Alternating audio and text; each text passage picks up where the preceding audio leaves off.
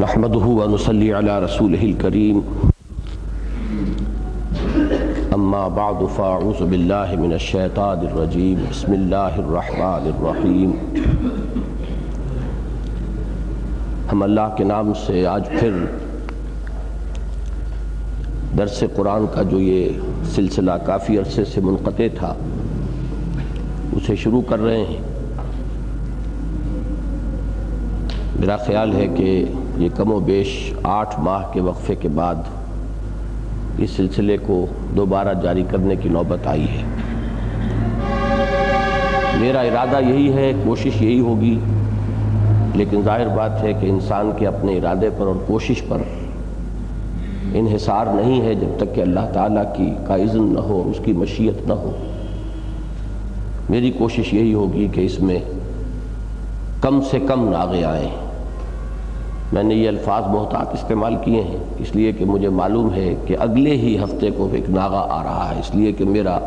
دورہ سندھ ہے، میں کل اس کے لیے روانہ ہو رہا ہوں۔ انشاءاللہ اس کے بعد میری پوری کوشش ہوگی کہ اس درس میں ناغہ نہ ہو۔ بہرحال جب میں کسی وجہ سے یہاں نہیں ہوں گا تو عزیزم ڈاکٹر عارف رشید یہاں درس قرآن دیں گے۔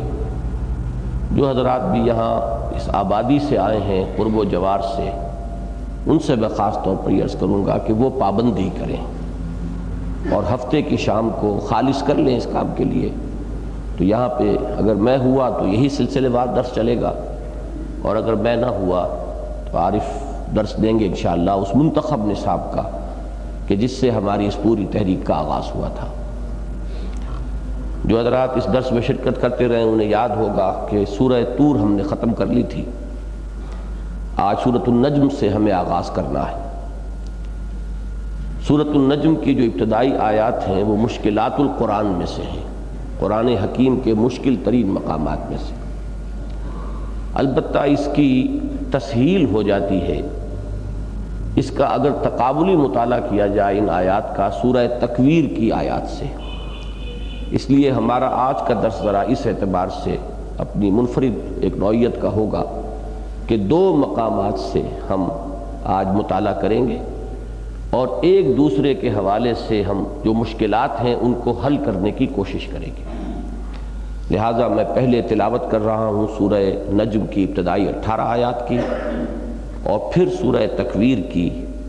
آخری 15 آیات۔ آپ حضرات بھی پہلے سے نشان لگا لیں تاکہ پھر آپ کو دقت نہ ہو۔ یہ آخری پارے کی صورت ہے سورہ تکویر، 81ویں نمبر 81 اور یہ سورۃ النجم جو ہے یہ 27ویں پارے میں ہے۔ اعوذ باللہ من الشیطان الرجیم بسم اللہ الرحمن الرحیم۔ والنجم اذا ہوا ما ضل صاحبكم وما غوى وما ينطق عن الهوى ان هو الا وحی یوحى علمه شدید القوى ذو مرة فاستوى وهو بالافق الاعلى ثم دنا فتدلى فكان قاب قوسين او ادنى فاوحى الى عبده ما اوحى ما كذب الفؤاد ما رأى افتمارونه على ما يرى ولقد رآه نزلة اخرى عند سدرة المنتهى عندها جنة المأوى اذ يغشى السدرة ما يغشى ما زاغ البصر وما طغى لقد رأى من آیات ربه الكبرى۔ وقال تبارک وتعالی فی آخر سورۃ التکویر فلا اقسم بالخنس الجوار الکنس واللیل اذا عسعس والصبح اذا تنفس انه لقول رسول کریم ذی قوة عند ذی العرش مکین مطاع ثم امین وما صاحبكم بمجنون وَلَقَدْ رَآهُ بِالْأُفُقِ الْمُبِينِ وَمَا هُوَ عَلَى الْغَيْبِ بِضَنِينٍ وَمَا هُوَ بِقَوْلِ شَيْطَانٍ رَجِيمٍ فَأَيْنَ تَذْهَبُونَ إِنْ هُوَ إِلَّا ذِكْرٌ لِلْعَالَمِينَ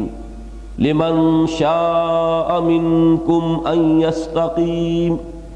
وَمَا تَشَاءُونَ إِلَّا أَنْ يَشَاءَ اللَّهُ رَبُّ الْعَالَمِينَ صدق اللہ العظیم۔ رب اشرح لي صدری ویسر لي امری واحلل عقدۃ من لسانی یفقہوا قولی۔ اللہم ربنا الہمنا رشدنا واعصمنا من شرور انفسنا۔ اللہم ارنا الحق حقا وارزقنا اتباعہ وارنا الباطل باطلا وارزقنا اجتنابہ، آمین یا رب العالمین۔ جیسا کہ میں نے تمہید میں عرض کیا ہے، سورۃ النجم کی ابتدائی آیات مشکلات القرآن میں سے ہیں۔ یہی وجہ ہے کہ ان کی تفسیر اور تعبیر میں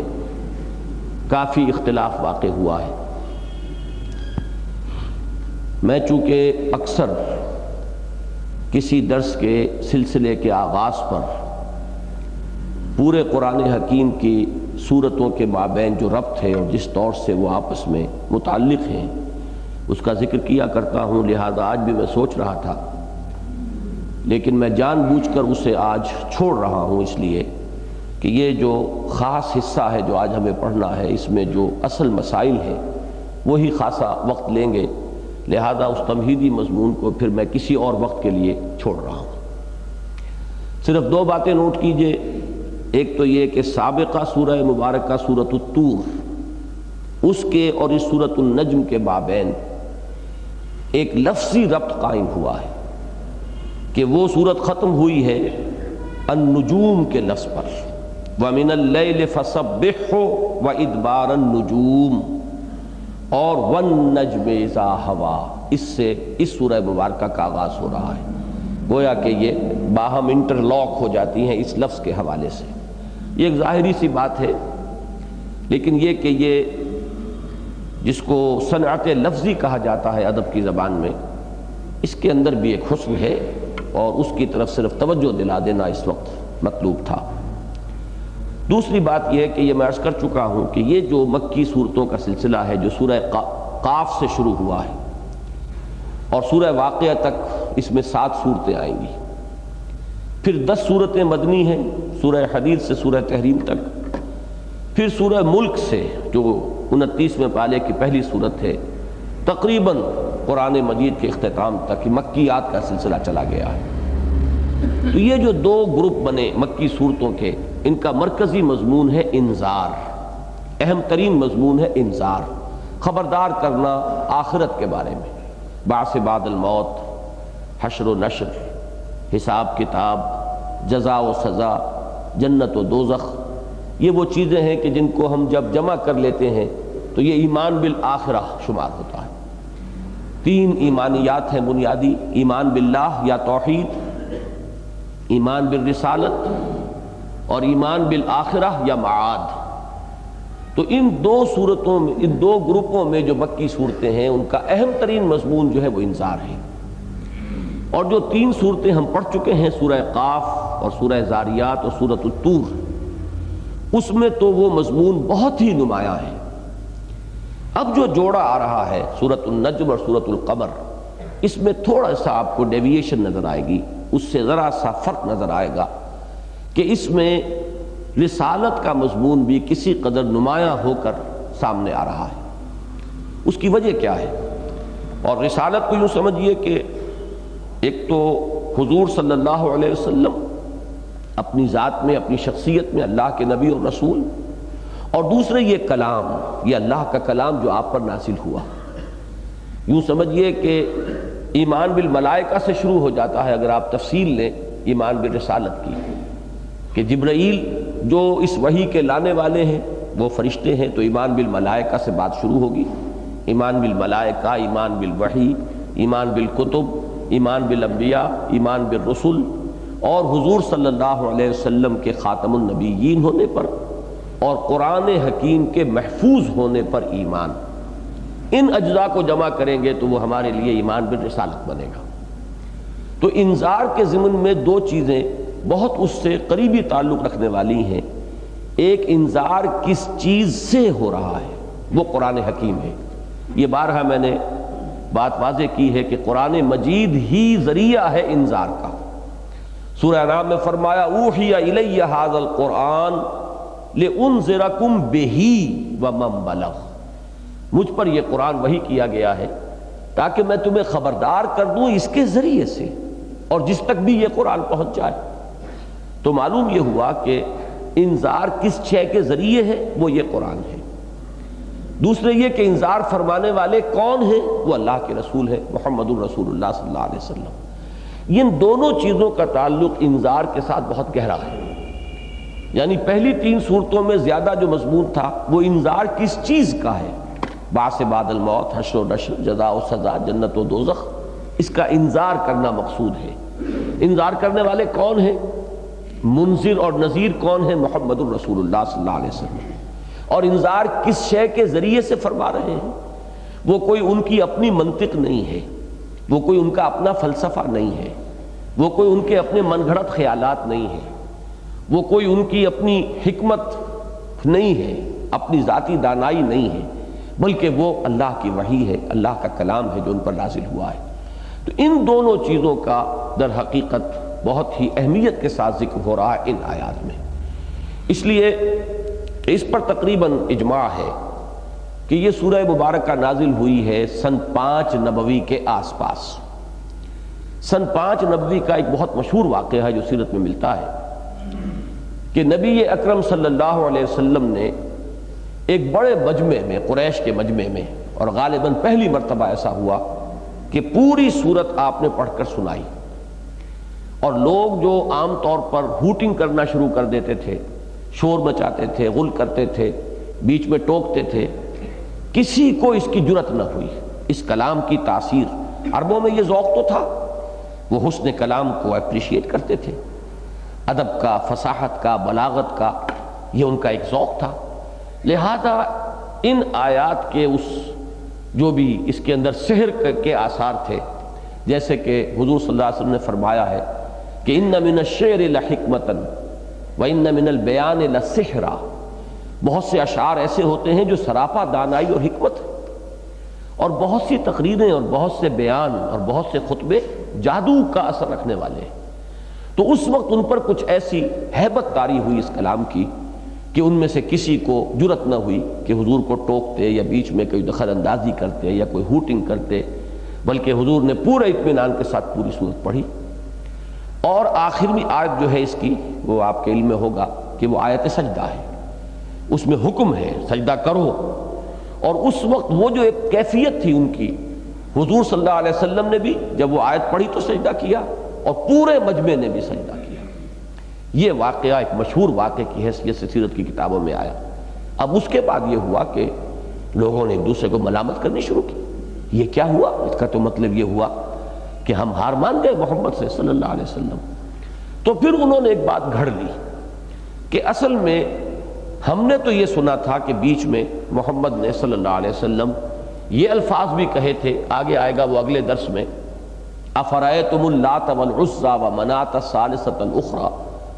تو اس کے بعد انہوں نے کہا کہ ہم نے سنا تھا کہ محمد نے یہ الفاظ بھی کہے تھے کہ تلک الغرانیق العلا وان شفاعتہن لترتجا، یہ اللہ کی بڑی برگزیدہ اور بلند مرتبہ دیویاں ہیں، اور ان کی شفاعت کی لازماً امید کی جانی چاہیے، اور امید ہے، تو ہم نے اس وجہ سے سجدہ کیا۔ اب اس سے یہ افواہ اڑ گئی کہ غالباً کوئی معاہدہ ہو گیا ہے، مصالحت ہو گئی ہے محمد الرسول اللہ صلی اللہ علیہ وسلم کے اور قریش مکہ کے مابین، کہ ان کا جو دباؤ تھا کہ اس میں کچھ ترمیم کیجئے، یہ قرآن بہت ریجڈ ہے، ان کمپرومائزنگ ہے، ہم آپ کے رب کو مان لیتے ہیں، آپ کو بھی اس کا رسول مان لیتے، کچھ تو آپ ہمارے بھی ان دیویوں اور دیوتاؤں کے لیے کوئی کلمہ خیر کہہ دیں۔ یہ تو نہیں ہو سکتا کہ ہم اپنے آباء و اجداد کے جو معبود تھے انہیں یکسر اور بالکلیہ ہم انہیں ترک کر دیں اور ان سے ہمارا کوئی تعلق نہ رہے۔ تو کچھ ایسی فضا بنی کہ شاید کوئی مصالحت ہو گئی ہے، یہاں تک کہ ہجرت حبشہ ہو چکی تھی، یہ خبر وہاں تک جا پہنچی، اور وہاں سے کچھ لوگ اس خبر سے یہ امید لیے ہوئے مکے میں آ گئے کہ اب مکے کے حالات بدل گئے ہیں۔ یہاں اگر دیکھا تو حالات وہی تھے۔ یہی وجہ ہے کہ پھر دوسری مرتبہ ہجرت ہوئی ہے حبشہ کی، حبشہ کی ہجرتیں دو ہیں۔ یہ واقعہ جو ہے یہ سن 5 میں ہوا، یہ صرف ان کی ایک من گھڑت بات تھی، اگرچہ ہمارے ہاں بعض لوگوں نے اس کی تعویل یہ کی ہے کہ شاید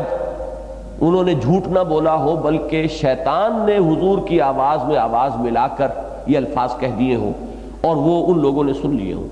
لیکن یہ کہ جو سلسلہ مضمون اس کے بعد آتا ہے، وہ جو ہم اگلے درس میں دیکھیں گے کہ وہاں تو افرأیتم اللات والعزی ومناۃ الثالثۃ الاخری الکم الذکر ولہ الانثی تلک اذا قسمۃ ضیزی ان ہی الا اسماء سمیتموها انتم وآباؤکم ما انزل اللہ بها من سلطان ان یتبعون الا الظن وما تهوی الانفس وَلَقَدْ جَاءَهُم مِّن رَّبِّهُمُ الْهُدَىٰ۔ اس قدر زوردار نفی ہے اور تاکیدی ان کے ان تصورات کی تردید کی گئی ہے کہ کوئی جوڑ ہی نہیں ملتا کہ وہ دو بھی انہوں نے جملے سنے ہوں۔ اگر وہ سنے ہوتے تو اس کلام کا سحر تو ختم ہو جاتا، کیونکہ پھر یہ غیر مربوط کلام ہو جاتا، اس میں منطقی ربط نہ رہتا۔ کلام کی تاثیر جو تھی جس نے انہیں مبہوت کر دیا، وہ خود اس بات پر دلالت کرتی ہے کہ یہ ان مل بے جوڑ قسم کی بات درمیان میں نہیں آ سکتی، بلکہ یہ در حقیقت ان کا آفٹر تھاٹ جسے آپ کہتے ہیں کہ جب ایک اس طرح کا واقعہ ہو گیا تو لوگوں کو کچھ مطمئن کرنے کے لیے، کچھ اپنے آپ کو دھوکہ دینے کے لیے انہوں نے یہ ایک من گھڑت بات جو ہے وہ ایجاد کر لی۔ بہرحال اس وقت اس واقعے کے ذکر سے صرف اس بات کی وضاحت تھی کہ سن 5 کا یہ واقعہ ہے، تو سن 5 نبوی اس سورہ مبارکہ کا زمانہ نزول ہے۔ اس وقت حضور صلی اللہ علیہ وسلم کی جو عوامی دعوت ہے یا عمومی دعوت ہے، اسے آغاز ہوئے ابھی 2 ہی برس ہوئے تھے، اس لیے کہ یہ ہمیں معلوم ہے کہ 3 برس تقریباً نبی اکرم صلی اللہ علیہ وسلم کی دعوت و تبلیغ جو ہے وہ اس انداز میں ہوئی ہے جسے ہم پرسن ٹو پرسن کہتے ہیں، انفرادی سطح پر، ایک شخص سے دوسرے تک، دوسرے سے تیسرے تک، جسے برملا یا علل اعلان دعوت کہتے ہیں، جس کا کہ حکم آیا ہے سورہ حجر میں فاصدع بما تؤمر۔ یہ سن 3 کی آیت ہے جہاں تک اندازہ کیا جا سکا ہے۔ تو سن 3 کے اندر حضور صلی اللہ علیہ وسلم نے برملا دعوت کا آغاز کیا ہے۔ یہی وجہ ہے کہ جو فزیکل پرسیکیوشن ہے، تشدد، وہ شروع ہوا ہے سن 4 میں، اور وہ ایک دم اپنے کلائمیکس کو پہنچ گیا ہے، اور سن 4 نبوی میں یہ سب جو سن میں اس وقت جو آپ کے سامنے ذکر کر رہا ہوں، یہ ہجری نہیں ہے، یہ نبوی ہے۔ ہجری سن تو ابھی شروع ہوگا 8 سال بعد ہجرت کے وقت۔ یہ آغاز وحی سے ہم جب گننا شروع کرتے ہیں تو سن 1 نبوی، سن 2 نبوی، سن 13 نبوی میں پھر ہجرت واقع ہوئی ہے، تو وہ سن 1 ہجری ہوگا۔ تو یہ سن نبوی ہیں جو میں کہہ رہا ہوں۔ تو سن 4 میں پھر وہ کلائمیکس کو پہنچ گیا ہے، وہ پرسیکیوشن کا اور تشدد کا معاملہ، اور پھر ہجرت حبشہ ہوئی ہے، اور سن 5 کا یہ واقعہ ہے۔ اس وقت جو لوگ سب سے زیادہ بات کہہ رہے تھے حضور کی مخالفت میں، وہ یہ، ایک تو یہ کہ شاید کوئی جن کا آسیب کا سایہ ہو گیا ہے، ان کے اوپر کوئی جن آ گیا ہے، کوئی جادو کا اثر ہو گیا ہے، مسحور ہو گئے ہیں، یا انہیں کوئی خلل دماغی کا عارضہ ہو گیا ہے، یا کوئی جو کچھ یہ بیان کر رہے ہیں کہ یہ اللہ کا کلام ہے جو مجھ پر نازل ہو رہا ہے، وحی ہے، یہ اصل میں کچھ جنات سے جیسے کاہن لوگ اپنا رابطہ قائم کرتے ہیں اور کچھ جھوٹی سچے خبریں وہ دیتے رہتے ہیں، کچھ اسی طرح کا معاملہ ان کا بھی ہے۔ تو اس طریقے سے وہ حضور صلی اللہ علیہ وسلم کی بات کی اہمیت کو کم کرنے کی کوشش کر رہے تھے۔ تو ان آیات میں آپ دیکھیں گے کہ در حقیقت انہی خیالات کی نفی کی جا رہی ہے، حضور کی شخصیت کا اس بات، اور نمبر 2 اس قرآن مجید کے کلام الہی ہونے کا اس بات۔ یہ ہے اصل جو میں نے عرض کیا تھا کہ انذار میں انذار کرنے والا کون ہے اور کس شے کے ذریعے سے انذار کر رہا ہے۔ یہ 2 چیزیں ہیں کہ جن کا تعلق بہت گہرا ہے انذار کے ساتھ، اور وہی 2 چیزیں ہیں کہ جو ان آیات میں بھی اور سورہ تکویر کی ان آیات میں بھی کہ جو میں نے پڑھی ہیں زیر بحث لائی گئی ہیں۔ ایک نقطہ اور تمہیداً آپ ذہن میں تازہ کر لیجئے، جو لوگ منتخب نصاب کے جو میرے دروس ہیں ان میں شریک رہے ہیں ان کے ذہنوں میں ہوگا، بات یاد آ جائے گی کہ سورہ حج کے آخری رکوع کے ضمن میں میں ایک بات عرض کیا کرتا ہوں، چونکہ وہاں آیت آئی ہے اللہ یستفی من الملائکۃ رسلا ومن الناس، سلسلہ رسالت جو ہے یہ دو کڑیوں پر مشتمل ہے۔ پہلی کڑی اس کی ہے رسول ملک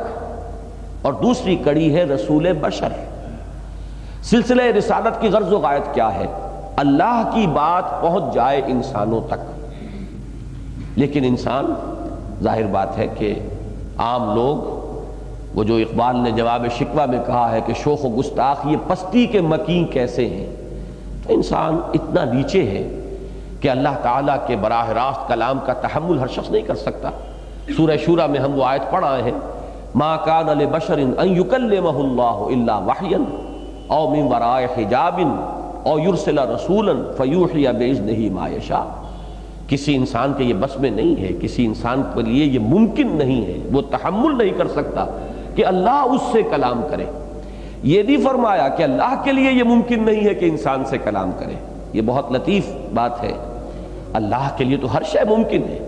لیکن کسی انسان کے لیے یہ قابل تحمل نہیں ہے، اس کی برداشت سے باہر ہے یہ بات، اس کے ظرف سے ماورا ہے یہ شے۔ ما کان لبشر ان یکلمہ اللہ،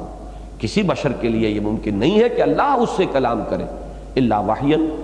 مگر تین صورتوں میں وہ کلام ہوتا ہے، یا وحی کے ذریعے سے، یہ ہے براہ راست وحی بغیر واسطہ ملک، الا وحیا او من وراء حجاب، یا پردے کے اوٹ سے، جیسے کہ حضرت موسیٰ علیہ السلام سے کلام ہوا ہے، وہ کوہ طور پر جو مخاطبہ ہوا جس سے وہ مشرف ہوئے، او یرسل رسولا، یہ تیسری شکل ہے، یا وہ بھیجتا ہے اپنا کوئی پیغامبر، فیوحی باذنہ ما یشاء، پھر وہ وحی کرتا ہے اللہ کے حکم سے جو وہ چاہتا ہے۔ تو دو وحییں ہو گئی، ایک وحی ہے براہ راست، اس میں لنک درمیان میں فرشتے کا نہیں ہے، اور ایک وحی ہے بواسطہ ملک، فرشتے کے ذریعے سے، فرشتے کے واسطے سے۔ اب یہ وحی ہے اصل میں نے اس وقت تفصیل سے عرض کیا ہے کہ یہاں تو کلام کی تین قسمیں بیان ہوئی ہیں، ان میں سے خاص طور پر جو آخری وحی ہے، گمان غالب یہ ہے کہ قرآن مجید اسی پر مشتمل ہے، اس لیے کہ جب فرشتہ براہ راست آ کے ہم کلام ہوا ہے انسانی صورت میں، وہ ہمارے پاس حدیث جبرائیل کی شکل میں انتہائی مستند حدیث موجود ہے، اسے قرآن میں شامل نہیں کیا گیا۔ یہ فرشتہ اپنی ملکی صورت میں رہتے ہوئے جب وحی کرتا ہے تو وہ وحی جو ہے وہ وحی قرآن ہے۔ انسانی شکل میں آ کر جب اس نے وحی کی، ظاہر بات ہے کہ وہ جو مکالمہ حدیث کے اندر موجود ہے اور مستند حدیث ہے، متفق علیہ روایت ہے، لیکن وہ قرآن مجید میں شامل نہیں ہے۔ اسی طریقے سے القاء یا الہام، براہ راست اللہ کی طرف سے کوئی چیز کسی کے دل میں ڈال دی جائے، یہ حضور کے ساتھ بھی ہوا ہے، اور یہ اس کا سلسلہ اب بھی بند نہیں ہوا ہے۔ یہ اولیاء اللہ کو کشف جسے ہم کہتے ہیں، الہام کہتے ہیں، چیزیں چل رہی ہیں، لیکن یہ کہ اس میں بھی فرشتے کی چونکہ درمیان میں وہ واسطہ اس کا نہیں ہے،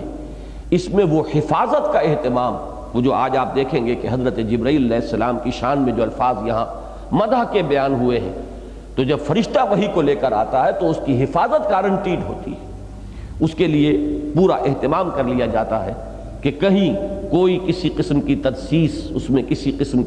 کی آمیزش جو ہے وہ جنات کی طرف سے، شیاطین جن کی طرف سے نہ ہو جائے۔ اب یہ جو سلسلہ ہے رسول ملک اور رسول بشر، یہ ہے بالعموم وحی قرآنی، میرے نزدیک تو بالکلیہ ہے، باقی یہ کہ یہ مسائل بڑے لطیف ہیں اور غامض ہیں، ان میں اختلاف کی گنجائش ہے، اپنی رائے صرف عرض کر رہا ہوں واللہ عالم، کہ وحی قرآنی کلیتاً میری رائے یہ ہے کہ وہ تیسری نوع کی وحی پر مشتمل ہے، او یرسل رسولا فیوحی باذنہ ما یشاء۔ اسی کو سورہ حج میں فرمایا اللہ یستفی من الملائکۃ رسلا ومن الناس۔ اب ظاہر بات ہے کہ اللہ کا وہ کلام پہلے اللہ سے اس کو حاصل کیا فرشتے نے، یہ پہلا پیغامبر ہے، یہ پہلا ایلچی ہے، سلسلہ رسالت کی پہلی کڑی ہے۔ چونکہ یہ نوری مخلوق ہے لہذا اللہ سے اس کا ایک قرب ہے، لیکن چونکہ ہے بہرحال مخلوق لہذا انسانوں سے بھی اس کا ایک ربط ہے۔ یہ درمیان کا لنک جو ہے اس اعتبار سے ہماری بات سمجھ میں آ سکتی ہے۔ اب وہ رسول ملک اس پیغام کو لے کر آیا رسول بشر تک، محمد تک صلی اللہ علیہ وسلم، اور اب محمد الرسول اللہ نے اسے پہنچایا ابنائے نو کو، انسانوں کو۔ تو یہ جو دو لنکس ہیں درمیان میں، اب اس کو میں نے پہلے اس مقام پر میں تفصیل کے ساتھ بیان کیا کرتا ہوں کہ حدیث میں جو چیزیں زیر بحث آتی ہیں اس میں ایک اہم مسئلہ یہ بھی ہے کہ راویوں کی ملاقات بھی ثابت ہے کہ نہیں، رویت ثابت ہے کہ نہیں۔ ایک تابعی ہیں، ایک صحابی کے بارے میں کہہ رہے ہیں کہ میں نے ان سے سنا، لیکن یہ کہ اب تحقیق کریں گے محدثین اس تابعی کا کب اس کی ولادت کا سن کیا ہے، صحابی کے انتقال کا سن کون سا ہے، صحابی کی زندگی میں اور ان کی زندگی میں کوئی ایسا درمیان میں حصہ آتا ہے، یہ بالکل بچے ہوں تب بھی وہ بات جو ہے قابل قبول نہیں رہے گی، یہ بالغ بھی ہوں، ہوش اور شعور کی عمر کو پہنچ چکے ہوں، تب معلوم ہوا کہ ہاں رویت جو ہے اس کا امکان بھی ہے اور رویت ثابت ہے۔ اس لیے کہ اگر یہ کڑیاں آپس میں اس طور سے جڑی ہوئی نہ ہو تو وہ جو روایت ہے وہ ضعیف ہو جائے گی، اس پر اعتماد نہیں کیا جا سکے گا۔ اسی بنیاد پر تو محدثین جو ہے ہمارے ہاں صوفیاء کے ہاں جو یہ عام خیال پھیلا ہوا ہے کہ سارا تصوف جو ہے وہ حضرت علی سے حضرت حسن بصری، حضرت علی رضی اللہ تعالیٰ عنہ سے حضرت حسن بصری کو منتقل ہوا ہے، تو محدثین کا سب سے بڑا اعتراض یہی ہے کہ حضرت حسن بصری کی رویت ہی ثابت نہیں ہے حضرت علی سے، ان کی ملاقات اور ان کا آپس میں ملنا، تو کیسے اس پورے سلسلے کو ہم تسلیم کر لیں گے؟ یہ تو بالکل ایسی بات ہے پادر ہوا جس کو کہتے ہیں، جس کے زمین پہ اوپر پاؤں ہے ہی نہیں اس بات کے۔ تو یہ چیز جو ہے رویت کا معاملہ، جو راویوں کا آپس کی ملاقات ہے، یہ انتہائی اہم ہے۔ اب یوں سمجھیے کہ جیسے حدیث نبوی حضور کا کلام ہے، حضور کا فرمان ہے، صحابی نے سنا، صحابی سے تابعی نے سنا، یہ لنکس ہے۔ اسی طریقے سے ذرا اوپر جائیے، اللہ کا کلام ہے، اللہ سے جبرائیل کو ملا، جبرائیل سے محمد کو پہنچا، تو یہ بھی ایک حدیث ہے اس معنی میں، وہ حدیث نبوی ہے، یہ حدیث اللہ ہے۔ اس لیے قرآن مجید میں لفظ حدیث کا اطلاق ہوا ہے خود قرآن پر، فَبِأَيِّ حَدِيثٍ بَعْدَهُ يُؤْمِنُونَ، اور یہ کہ یہ جو احسن الحدیث ہے، اللہ نزل احسن الحدیث کتاب متشابہ، کہ یہ تو اللہ تعالیٰ نے بہترین حدیث جو نازل فرمائی، تو لفظی اشتراک ہے کہ یہ حدیث اللہ ہے اور وہ حدیث نبوی ہے۔ تو آپ دیکھیں گے کہ ان دونوں مقامات پر جو اصل زور ہے وہ ہے رویت کا، کہ حضور نے جبرائیل کو دیکھا ہے۔ اس میں بھی جو بات ہے وہ سمجھنے کی وہ یہ ہے کہ حضور صلی اللہ علیہ وسلم نے حضرت جبرائیل کو اصل ملک کی شکل میں صرف 2 مرتبہ دیکھا ہے۔ دیکھیں، ایک رویت بصری ہے، ایک رویت قلبی ہے۔ دل کی آنکھ سے دیکھنا وہ ہم نہیں جانتے ہیں، وہ تو ایک معاملہ باطنی ہے۔ رسول نے اپنی سر کی آنکھوں سے دیکھا، اور دیکھا بھی جبرائیل کو انسانی صورت میں نہیں، ان کی اصل ملکی شکل میں۔ یہ دونوں شکلیں جو ہے اس کو اچھی طرح سمجھ لیجئے، عالم بشریت، عالم ملکیت۔ یہ عالم جو ہے بحیثیت مجموعی یہ نیچے ہے، وہ عالم جو ہے اعلیٰ ہے، بلند ہے۔ تو حضور صلی اللہ علیہ وسلم کو روحانی رویت کے لیے تو اوپر اٹھنا پڑے گا، عالم ملکوت تک پہنچنا ہوگا حضرت جبرائیل علیہ السلام کو ان کی ملکی شکل میں دیکھنے کے لیے۔ اور اگر یہ تکلیف یا یہ سختی حضور پر نہ آنی ہو تو حضرت جبرائیل کو نیچے اترنا پڑے گا، بشری عالم میں آنا پڑے گا، انسانی صورت اختیار کرنی پڑے گی۔ اور بہت مرتبہ حضرت جبرائیل علیہ السلام حضرت دحیہ کلبی رضی اللہ تعالیٰ عنہ کی شکل میں حضور کی خدمت میں حاضر ہوتے رہے۔ حدیث جبرائیل کے بارے میں تو ایک روایت ایسی بھی ہے جس سے پتہ چلتا ہے کہ اس موقع پر حضور نے بلکہ پہچانا بھی نہیں کہ یہ جبرائیل تھے، آپ نے سمجھا عام سائل ہے، عام انسان ہے، بعد میں آپ کو معلوم ہوا کہ یہ جبرائیل تھے۔ ہوا جبریل اتاکم لیعلمکم دینکم، یہ تو جبرائیل تھے جو تمہیں تمہارا دین سکھانے آئے تھے۔ لیکن یہ کہ ملک اگر آ گیا انسانی شکل میں تو میں آپ کو دیکھ رہا ہوں، آپ مجھے دیکھ رہے ہیں، کوئی مشقت نہیں، کوئی دقت نہیں، کوئی تکلیف نہیں، اس میں بھی کوئی دقت نہیں۔ لیکن اگر ملک ملک رہے اور حضور کو اپنی بشریت سے بالا تر ہو کر اپنی روحانی قوت کو بروئے کار لے کر اسے دیکھنا ہو تو بھی ایک معاملہ جو ہے یہ نسبتاً جو ہے آسان ہو جائے گا۔ لیکن بشر بشر رہے اور اپنی ان آنکھوں سے فرشتے کو دیکھے اس کی ملکی صورت میں، یہ آسان کام نہیں ہے۔ یہ رویت صرف 2 مرتبہ ثابت ہے۔ حضور صلی اللہ علیہ وسلم نے حضرت جبرائیل کو ان کی اصل ملکی شکل میں 2 مرتبہ دیکھا ہے۔ ایک مرتبہ افق مبین پر، افق اعلیٰ بھی اسے کہا گیا، افق مبین بھی کہا گیا، اور ایک مرتبہ معراج میں عند سدرۃ المنتہا، تو ان آیات میں آپ دیکھیں گے سارا زور جو ہے وہ رویت پر ہے، کہ جیسے کہ ہم کہتے ہیں کہ قلندر ہرچے گوید دیدہ گوید، کہ حضور صلی اللہ علیہ وسلم ایسے اٹکل پچو سے بات نہیں کر رہے ہیں، بلکہ یہ جو کچھ کہہ رہے ہیں وہ ان کی رویت ہے، انہوں نے دیکھا ہے۔ تو کیا تم ان سے جھگڑتے ہو اس چیز پر کہ جو ان کی دیکھی ہوئی ہے؟ یہ ان کے لیے کوئی خبر نہیں ہے۔ عربی کا ایک مقولہ ہے لیس الخبر کالمعائنہ، کسی نے بات آپ کو بتا دی آپ کے لیے خبر ہے، اور ایک یہ کہ آپ نے اسے خود دیکھا ہو تو آپ بچشم سر اس کا مشاہدہ کر رہے ہو، زمین و آسمان کا فرق ہو جائے گا۔ تو حضور صلی اللہ علیہ وسلم کے لیے یہ معاملہ خبر کا نہیں ہے بلکہ رویت کا ہے۔ البتہ یہ کہ اس میں ایک سوال پیدا ہوتا ہے کہ اگر 2 مرتبہ تو حضور نے حضرت جبرائیل کو دیکھا ہے ان کی ملکی شکل میں، تو باقی مواقع پر جب حضرت جبرائیل وحی لائے ہیں تو کیسے پہچانا حضور نے کہ یہ جبرائیل ہی ہے؟ یہ پیغام جو آ رہا ہے بغیر دیکھے ہوئے پہچانا، اس لیے کہ میں یہ سورہ شورا کے درس میں تفصیل سے بیان کر چکا ہوں۔ ایک حدیث میں حضور نے اقسام وحی بیان کی ہے۔ آپ نے فرمایا کبھی تو ایسا ہوتا ہے کہ ایک خیال میرے دل میں آ جاتا ہے، اس میں مجھ پر کوئی مشقت نہیں ہوتی، ایک خیال آ گیا اور وہ خیال ہی نہیں، وہ الفاظ کے ساتھ آتا ہے۔ اس کو نفس فی الروع کہا ہے، دل میں کسی چیز کا ڈال دیا جانا۔ میرے نزدیک جو میں پہلے عرض کر چکا ہوں، یہ وحی ہے اللہ کی براہ راست، بغیر فرشتے کی وساطت کے۔ ایک آپ نے فرمایا کہ سلسلۃ الجرس، ایسی کیفیت ہوتی ہے کہ گھنٹی کی سی آواز میں سنتا ہوں، اور وہ گھنٹی کی آواز جب میں سنتا ہوں تو یہ مجھ پر بہت بھاری گزرتا ہے۔ احادیث میں آتا ہے کہ اگر آپ اونٹ پر سوار ہوتے تھے تو اتنا بوجھ ہوتا تھا کہ اونٹ کی کمر دوہری ہو جاتی تھی۔ بعض اوقات ایسا ہوتا تھا بے تکلفی میں کہ حضور کسی صحابی کی ران کے اوپر سر رکھ کر آرام فرما رہے ہیں۔ یہ آپ کو بہت سی واقعات ملیں گے۔ غار ثور میں بھی حضرت ابوبکر رضی اللہ تعالیٰ عنہ کی اسی طریقے سے گود میں حضور کا سر تھا، وہ آرام فرما رہے تھے، حضرت ابوبکر جاگ رہے تھے اور حفاظت فرما رہے تھے، اور اسی وقت وہ واقعہ بھی ہوا ہے کہ باقی سارے سوراخ بند کر دیے تھے، اب کپڑا نہیں تھا تو ایک سوراخ میں اپنا انگوٹھا دیا ہوا تھا یا ایڑی دی ہوئی تھی جس پر کہ کسی موذی جانور نے کاٹا ہے۔ تو یہ مختلف واقعات آتے ہیں، اور بعض مواقع پہ ایسے ہوا ہے کہ اگر اس کیفیت میں وحی نازل ہوئی ہے تو جس صحابی کی ران پر حضور کا سر مبارک ہوتا تھا وہ اتنی بوجھ محسوس کرتی تھی کہ جیسے پھٹ جائے گی اور ٹوٹ جائے گی ہڈی ران کی، اور حضور پر پسینہ آ جاتا تھا اور سخت مشقت۔ یہ کیفیات جو ہیں یہ سلسلۃ الجرس کی ہے۔ اس میں وہ ملک جو ہے جبرائیل علیہ السلام وحی لا رہے ہیں لیکن نظر نہیں آ رہے، کوئی فرشتہ نظر نہیں آ رہا۔ اب اس میں جو توجیہ میرے سامنے ہے وہ یہ ہے کہ اگر آپ کسی شخصیت سے مانوس ہو چکے ہوں، کسی سے آپ کی ملاقات ہوئی ہو، تو آپ اس کے آواز، اس کے انداز، اس کے طور اطوار سے پورے طور پر مانوس ہو جاتے ہیں کہ پھر وہ نظر نہ بھی آ رہا ہو تب بھی آپ پہچانتے ہیں کہ یہ فلاں شخص ہے، یہ فلاں ہے، اس کا یہ انداز ہے۔ اس اعتبار سے وہ عقلی توجیہ بھی ہے۔ ویسے اصل توجیہ تو یہی ہے کہ اس کا یقین جو قلب نبی کے اندر ہوتا ہے کہ جو کچھ میں دیکھ رہا ہوں یہ حق ہے۔ وہ جو آپ کے ہاں محاورہ ہے کہ آنچ امی بی نیم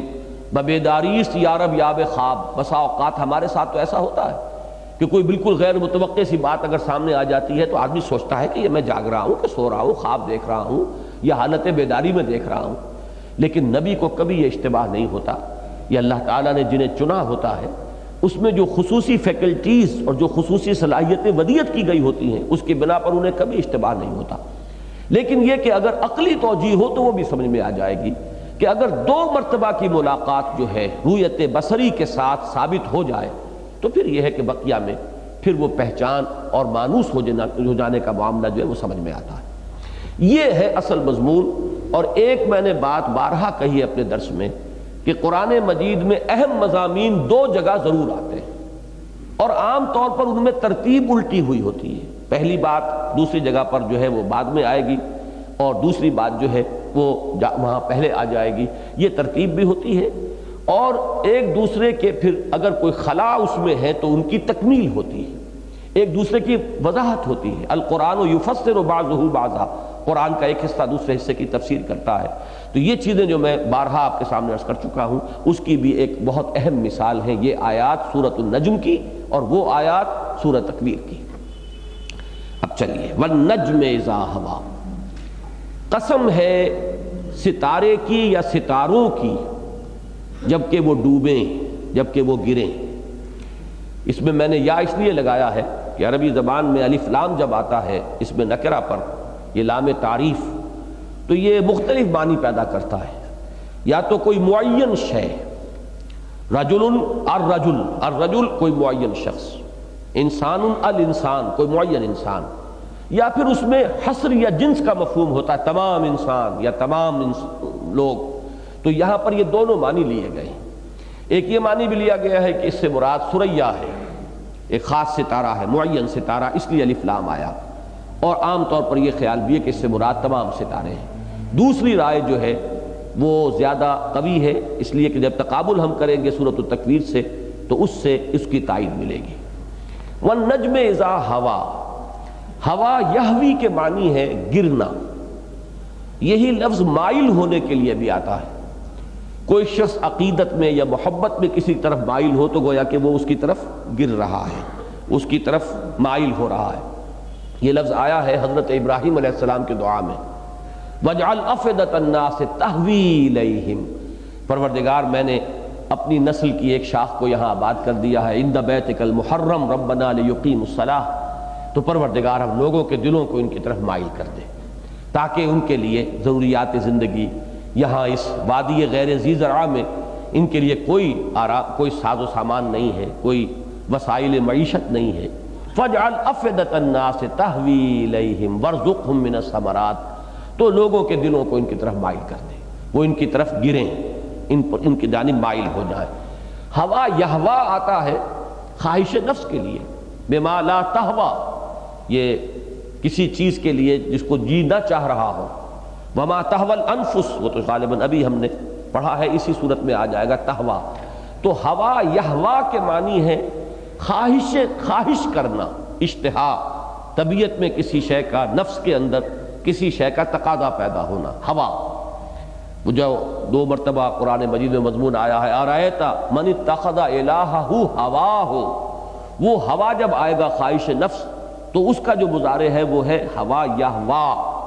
اور جب اس معنی میں آتا ہے ہوا یہوی تو گرنا۔ تو قسم ہے تارے کی یا تاروں کی جب وہ گریں، ما ضل صاحبکم وما غوا، نہیں بھٹکے تمہارے صاحب، تم لوگوں کے یہ صاحب کے بھی 2 معنی کیے گئے ہیں۔ ایک تو جس معنی میں اردو میں بھی ہم بولتے صاحب کے معنی کیا ہے؟ بڑی ہستی، اونچی ہستی، یہ کلمہ تعظیم، یہ کلمہ تفخیم ہے، یعنی عربی میں کہا جائے گا سیدکم، تمہارے یہ آقا اور تمہارے یہ سردار جو ہیں، عالم انسانی کے آقا اور عالم انسانی کے سردار، یہ کہیں بھٹکے نہیں ہیں۔ اور ایک معنی یہ ہے اس کے صاحب، جن سے مصاحبت ہو، جن کے پاس اٹھنا بیٹھنا ہو، میل جول ہو، یہ تم ہی میں سے ہیں۔ 40 برس کی زندگی انہوں نے تم میں گزاری ہے، تم میں بڑے بوڑھے وہ بھی ہوں گے جنہوں نے ان کا بچپن دیکھا ہوگا، تم میں بے شمار لوگ ہیں جنہیں ان سے کوئی معاملہ کرنے کا تجربہ حاصل ہوا ہے، تو یہ تمہارے صاحب ہیں، تمہارے ساتھی ہیں۔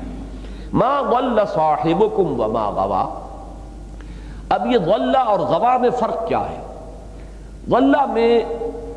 انسان کے ارادے کو دخل نہیں ہوتا، بھٹک گیا کوئی شخص، نیک نیتی سے بھٹک گیا، راستہ معلوم نہیں تھا، یا ابھی صرف راستے کی تلاش میں ہے، ابھی منزل کا سراغ اسے نہیں ملا، پوری نیک نیتی کے ساتھ وہ تلاش حقیقت میں سرگرداں ہے۔ یہ لفظ ہلکا ہے، اسی لیے سورہ فاتحہ میں جب آیا ہے کہ غیر المغضوب علیہم ولا الضالین، تو مغضوب علیہم تو وہ ہیں جو اپنے نفس کی شرارتوں کی وجہ سے، وہ جو صداقت اور سچائی اور حقیقت تھی اس کا دامن خود اپنے ہاتھ سے چھوڑ بیٹھے، گمراہی کا راستہ انہوں نے اختیار کیا۔ اور اسی لیے عام طور پر یہ بات صحیح ہے کہ ان کا مصداق جو ہے مغضوب علیہم کا وہ مانے گئے ہیں یہود، شرارت نفس کی وجہ سے غلط راہ پر چلے جانا، اور ضالین جو ہیں ان کا مصداق مانے گئے نصارہ، نیک نیتی سے انہوں نے رہبانیت کی ایک بدعت ایجاد کر لی، اس میں ان کے کوئی نیت کا فطور نہیں تھا، لیکن بہرحال وہ غلط راستے کی طرف چلے گئے۔ یہاں اور ضال کا لفظ آپ کو معلوم ہے خود حضور کے لیے بھی آیا ہے، وَوَجَدَكَ ضَالًّا فَهَدَىٰ، اور اللہ نے پایا آپ کو کہ تلاش حقیقت میں سرگرداں ہے تو اللہ نے ہدایت دے دی۔ بعض حضرات جو حضور صلی اللہ علیہ وسلم کے ساتھ ذرا اور گہری عقیدت کا اظہار فرمانا چاہتے ہیں وہ ضال کا ترجمہ ایک اور کرتے ہیں کہ کہ کوئی شخص کسی کی محبت میں دیوانہ ہو جائے، کسی کی محبت سے مغلوب الحال شخص، اس کے لیے بھی ضال کا لفظ آ جاتا ہے۔ تو حضور صلی اللہ علیہ وسلم کے لیے یہ لفظ اس معنی میں آیا کہ محبت خداوندی کے اندر آپ گویا کہ مستغرق تھے، لیکن یہ کہ وہ ہدایت کے لفظ کے ساتھ اس کا جوڑ ملتا نہیں ہے، یہ سوائے اس کے کہ ایک تکلف اس کو قرار دیا جائے، کوئی ربط جو ہے قرآن مجید کا اس کو ان چیزوں پر جو ہے وہ قربان نہیں کر دینا چاہیے۔ ٹھیک ہے، حضور صلی اللہ علیہ وسلم جبکہ وحی کا آغاز ابھی نہیں ہوا تھا، غور و فکر میں، سوچ بچار میں آپ منہمک رہے، کئی دن کئی رات آپ غار حرا میں قیام فرماتے تھے، تو وہاں وَوَجَدَكَ ضَالًّا فَهَدَىٰ، اللہ نے پایا آپ کو تلاش حقیقت میں سرگرداں تو ہدایت دے دی۔ آپ در حقیقت پر دستک تو دے ہی رہے تھے، دروازہ کھلنے ہی کی بات تھی نا، اللہ نے دروازہ کھولا، اور پھر وہ افلاک سے آتا ہے نالوں کا جواب، آخر اٹھتے ہیں حجاب، آخر کرتے ہیں خطاب، آخر وہ خطاب شروع ہو گیا۔ تو ضال کا لفظ جو ہے وہ ہے بھٹک جانا، لیکن اس میں کسی ارادے کو دخل نہیں۔ البتہ غوا کا لفظ ذرا ثقیل ہے، غوا میں ہے کوئی اپنا ارادہ بھی ہے، کسی غلط چیز کی طرف کوئی میلان طبع بھی ہے، یہ غوا کے اندر لازم ہے، اگرچہ یہ لفظ حضرت آدم کے لیے آیا ہے، لیکن وہ ذرا ایک پھر علمی بحث ہو جائے گی کہ حضرت آدم سے جو خطا ہوئی تھی جنت میں، وہ نبوت سے پہلے کی خطا ہے، وہ تو جب تک کہ زمین پر انہیں نہیں اترنے کا حکم دیا گیا اس سے پہلے ایک تجربہ کرایا جا رہا ہے۔ فَعَصَىٰ آدَمُ رَبَّهُ فَغَوَىٰ، تو آدم نے اپنے رب کی نافرمانی بھی کی۔ عصیان کا لفظ بھی کوئی ہلکا لفظ نہیں ہے، وہ بھی خاصا ثقیل لفظ ہے، اور غوا کا لفظ بھی وہاں آیا ہے۔ بہرحال یہاں حضور صلی اللہ علیہ وسلم سے دو چیزوں کی نفی کی گئی کہ اے لوگو، یہ تمہارے ساتھی، تمہارے رفیق، جنہوں نے تمہارے ساتھ 40 برس زندگی کے گزارے ہیں، اب انہیں اور 4-5 برس ہو گئے ہیں تمہیں دعوت دیتے ہوئے، اللہ کی طرف بلاتے ہوئے، جان لو، غور کرو، یہ نہ بہکے ہوئے ہیں نہ بھٹکے ہوئے ہیں، نہ یہ کہیں سیدھی راہ کی ابھی صرف تلاش ہی میں اٹکل پچو کا کوئی معاملہ کر رہے ہیں، اور نہ یہ کہ ان کے اندر کوئی، ان کے نفس کے اندر کوئی ایسے غلط رجحانات ہیں کہ جن کا کہ تمہیں کوئی سراغ کبھی ملا ہو۔ وَمَا يَنطِقُ عَنِ الْهَوَىٰ إِنْ هُوَ إِلَّا وَحْيٌ يُوحَىٰ، اور یہ خواہش نفس سے کچھ نہیں بولتے۔ یہ ذرا بہت اہم ہے یہ الفاظ، میں نے جیسا کہ عرض کیا مشکلات میں سے۔ ان هو الا وحی یوحیٰ، یہ تو وحی ہے جو ان کی جانب وحی کی جا رہی ہے۔ اب اس میں پہلی بات اور دوسری بات کو اگر جوڑ لیں تو ایک اشکال یہ پیدا ہوا کہ کیا حضور صلی اللہ علیہ وسلم کی زبان مبارک سے نکلنے والا ہر لفظ وحی ہے؟ اب اس پہ بالبداہت جو ہے اعتراضات آ جائیں گے۔ بعض چیزیں ایسی ہوئی ہیں کہ حضور نے کچھ فرمایا اور اللہ کی طرف سے گرفت ہو گئی، اللہ نے اس میں تصحیح کر دی، تو کیا پہلی بھی وہ وحی اللہ ہی کی تھی؟ بہت سے ایسے معاملات آتے ہیں۔ ایک واقعہ وہ بھی ہے کہ حضور نے ایک بات فرمائی، تعبیر نخل والا واقعہ جو بہت مشہور ہے، کہ جب حضور مکے سے مدینہ تشریف لائے ہجرت کر کے، تو مدینہ کے لوگوں کو دیکھا وہ آرٹیفیشل پولینیشن کا کوئی اہتمام کرتے تھے، کھجور کا زیادہ اس کی فصل لینے کے لیے۔ تو حضور چونکہ زراعت سے واقف نہیں تھے، حضور کا تو سارا عمر کا معاملہ جو اگر تجربہ دنیاوی امور کا تھا تو تجارت کا تھا، زراعت کا نہیں تھا۔ آپ کی زندگی گزری بوادٍ غیر ذی زرع، اس وادی میں جہاں زراعت کا سوال ہی نہیں۔ تو حضور نے ایسے ہی کہہ دیا سرسری طور پر کہ تم لوگ یہ نہ کرو تو کیا ہے۔ اب انہوں نے نہیں کیا، ان کے لیے حضور کا ہر لفظ جو ہے حکم کے درجے میں تھا، اور اس سال جو ہے فصل کم ہوئی، اب وہ ڈرتے ڈرتے حاضر ہوئے حضور کی خدمت میں کہ آپ نے یہ فرمایا تھا کہ نہ کرو تو کیا ہے، ہم نے نہیں کیا، تو جسے آپ پنجابی میں جھاڑ کہتے ہیں، اس دفعہ جھاڑ کب ہوا، فصل کم ہوئی۔ تو حضور نے فرمایا انتم اعلم بامور دنیاکم،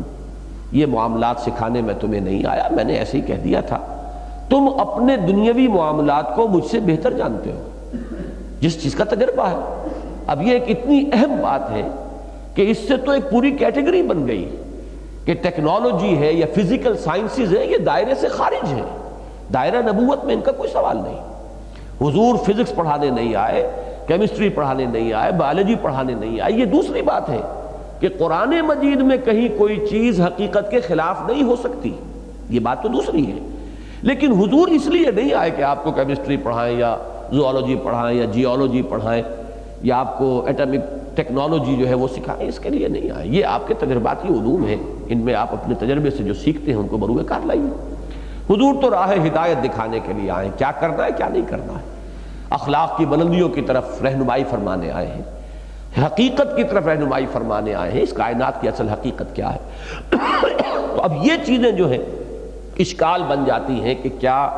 اگر نفی کو اس معنی میں لیا جائے کہ وما ينطق عن الهوى ان هو الا وحی یوحى، ان دونوں کو جوڑ کر جو ظاہری سا مطلب نکلتا ہے وہ تو یہ کہ پھر حضور کے زبان مبارک سے ادا ہونے والا ہر لفظ وحی ہے۔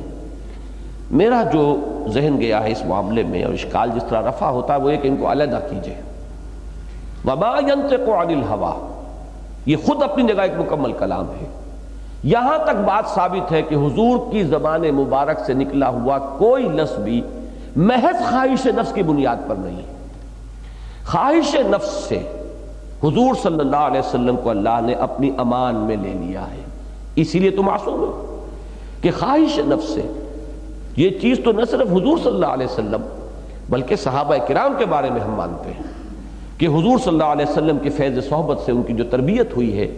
اس میں اب بدنیتی کا کوئی شائبہ کسی صحابی کی طرف ہم اس کی نسبت نہیں کر سکتے۔ اجتہادی خطا ہو سکتی ہے صحابہ سے،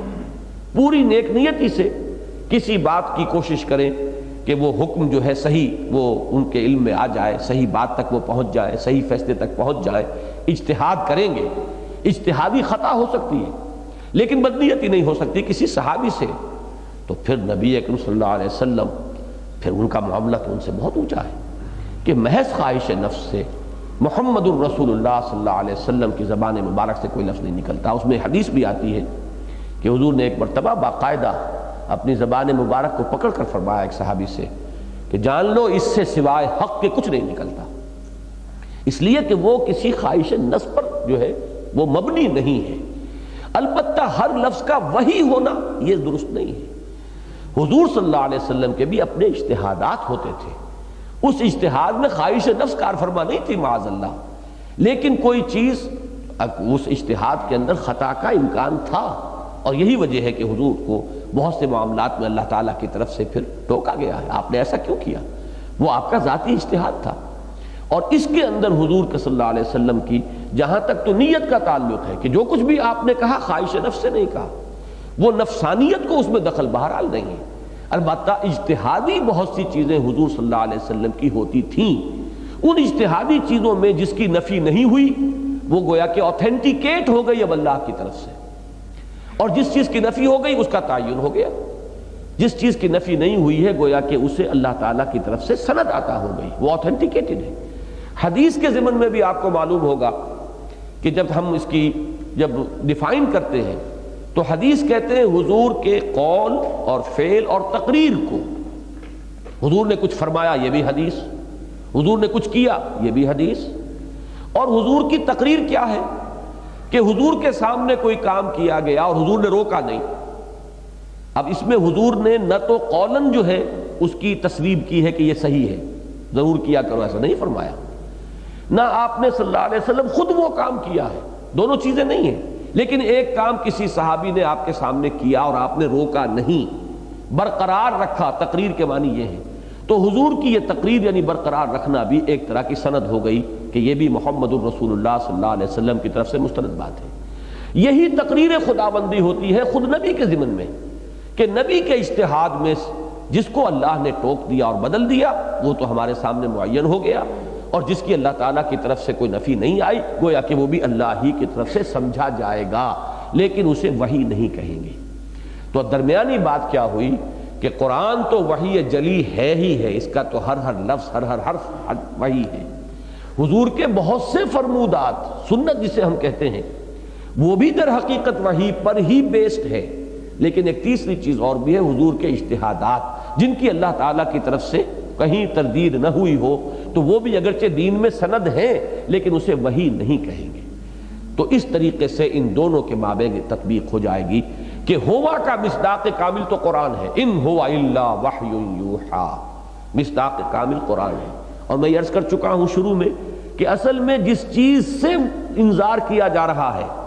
یہ اس کی اوتھینٹیکیشن جو ہے ان آیات کے اندر اہم ترین ہے، لہذا ان ہوا الا وحی یوحا اس کا جو مصداق اول ہے اور مصداق کامل ہے وہ تو خود قرآن ہے۔ باقی یہ کہ ہم یہ مانتے ہیں کہ حضور صلی اللہ علیہ وسلم کو وحی خفی بھی ہوتی تھی اور وہ بھی وحی کے درجے میں ہے۔ پھر یہ کہ حضور کے اجتہادات بھی تھے، ان اجتہادات میں اگر کوئی اللہ تعالیٰ کی طرف سے اس کی نفی نہیں ہوئی تو وہ بھی سند کے درجے میں ہے، دین میں ایک دلیل کی حیثیت سے قائم رہیں گے۔ تو وما ينطق عن الهوى، وہ نہیں بولتے، کوئی بات نہیں کہتے، نہیں کرتے خواہش نفس سے،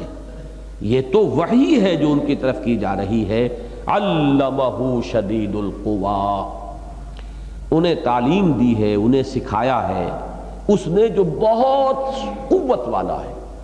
یہاں سے اب بہت شدید ایک اشکال شروع ہو جاتا ہے۔ بعض حضرات کے نزدیک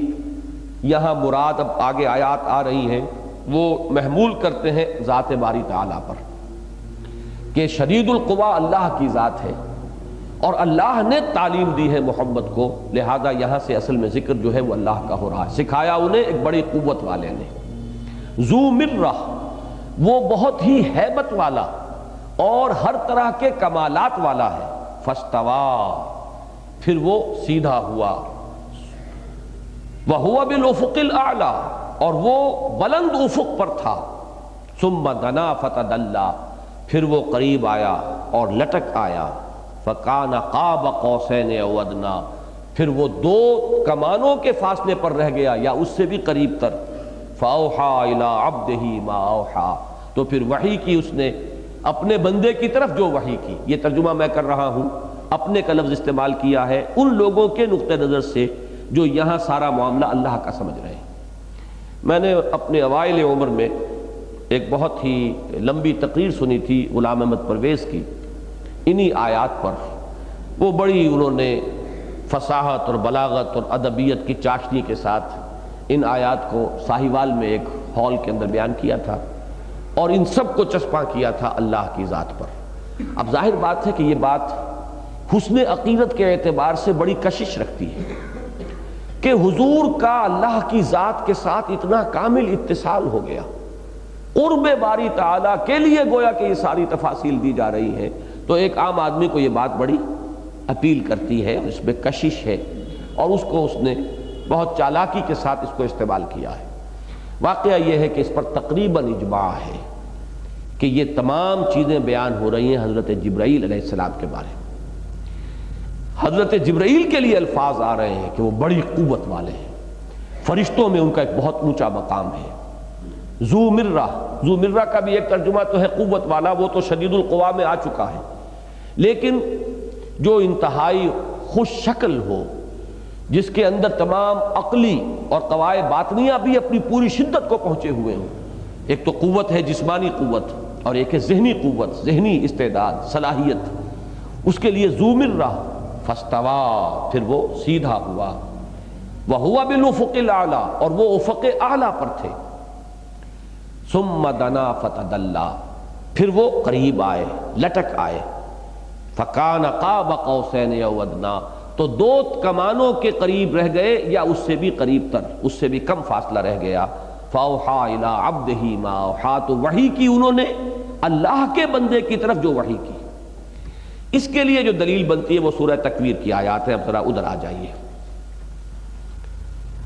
یہاں دیکھیے والنجم کے لیے یہاں پہ جو قسمیں آئیں اس کی جگہ پر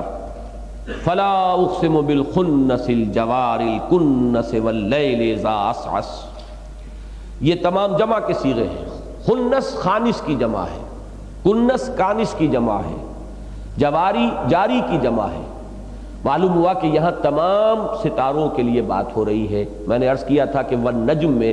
جن لوگوں نے واحد مراد لیا ہے ان کے بنسبت قول زیادہ قوی ہے ان کا، جو ستارے مراد لے رہے ہیں جمع میں، اس لیے کہ یہاں اس کی دلیل آ گئی۔ فلا اقسم بالخنس، تو نہیں، قسم کھاتا ہوں میں ان ستاروں کی جو آگے بڑھتے ہیں اور پھر پیچھے ہٹ جاتے ہیں۔ خنسا کہتے ہیں دبک جانا، اسی معنی میں شیطان کو خناس کہا جاتا ہے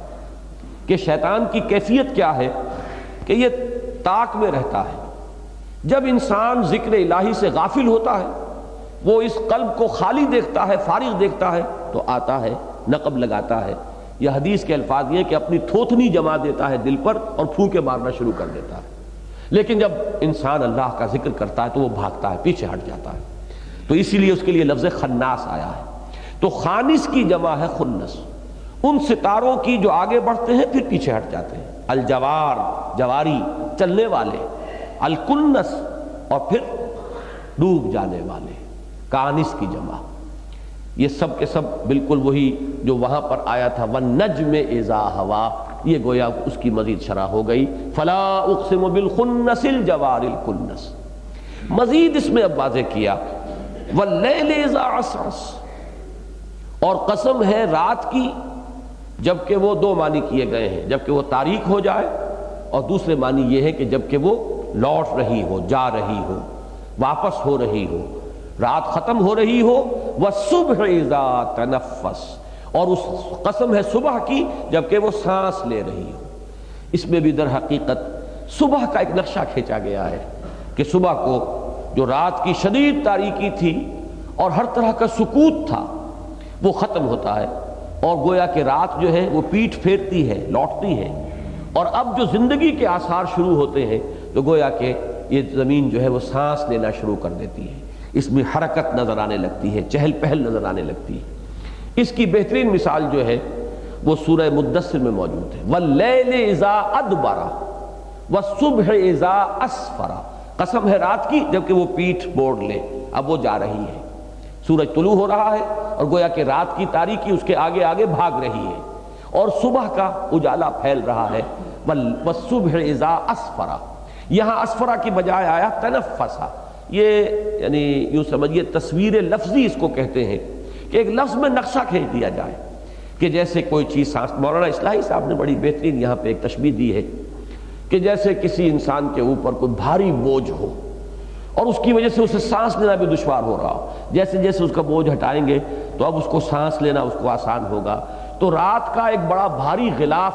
یا رات کا ایک بہت بڑا بھاری لحاف تھا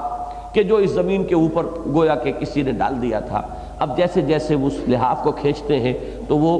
زمین سانس لینا شروع کرتی ہے، صبح کا ایک تنفس کے کا سا عمل جو ہے وہ سامنے آتا ہے۔ تو ایک تشبیہ ہے اور اس تشبیہ سے ایک نقشہ جو ہے سامنے آتا ہے صبح کا۔ فلا اقسم بالخنس الجوار الکنس واللیل اذا عسعس والصبح اذا تنفس انہ لقول رسول کریم۔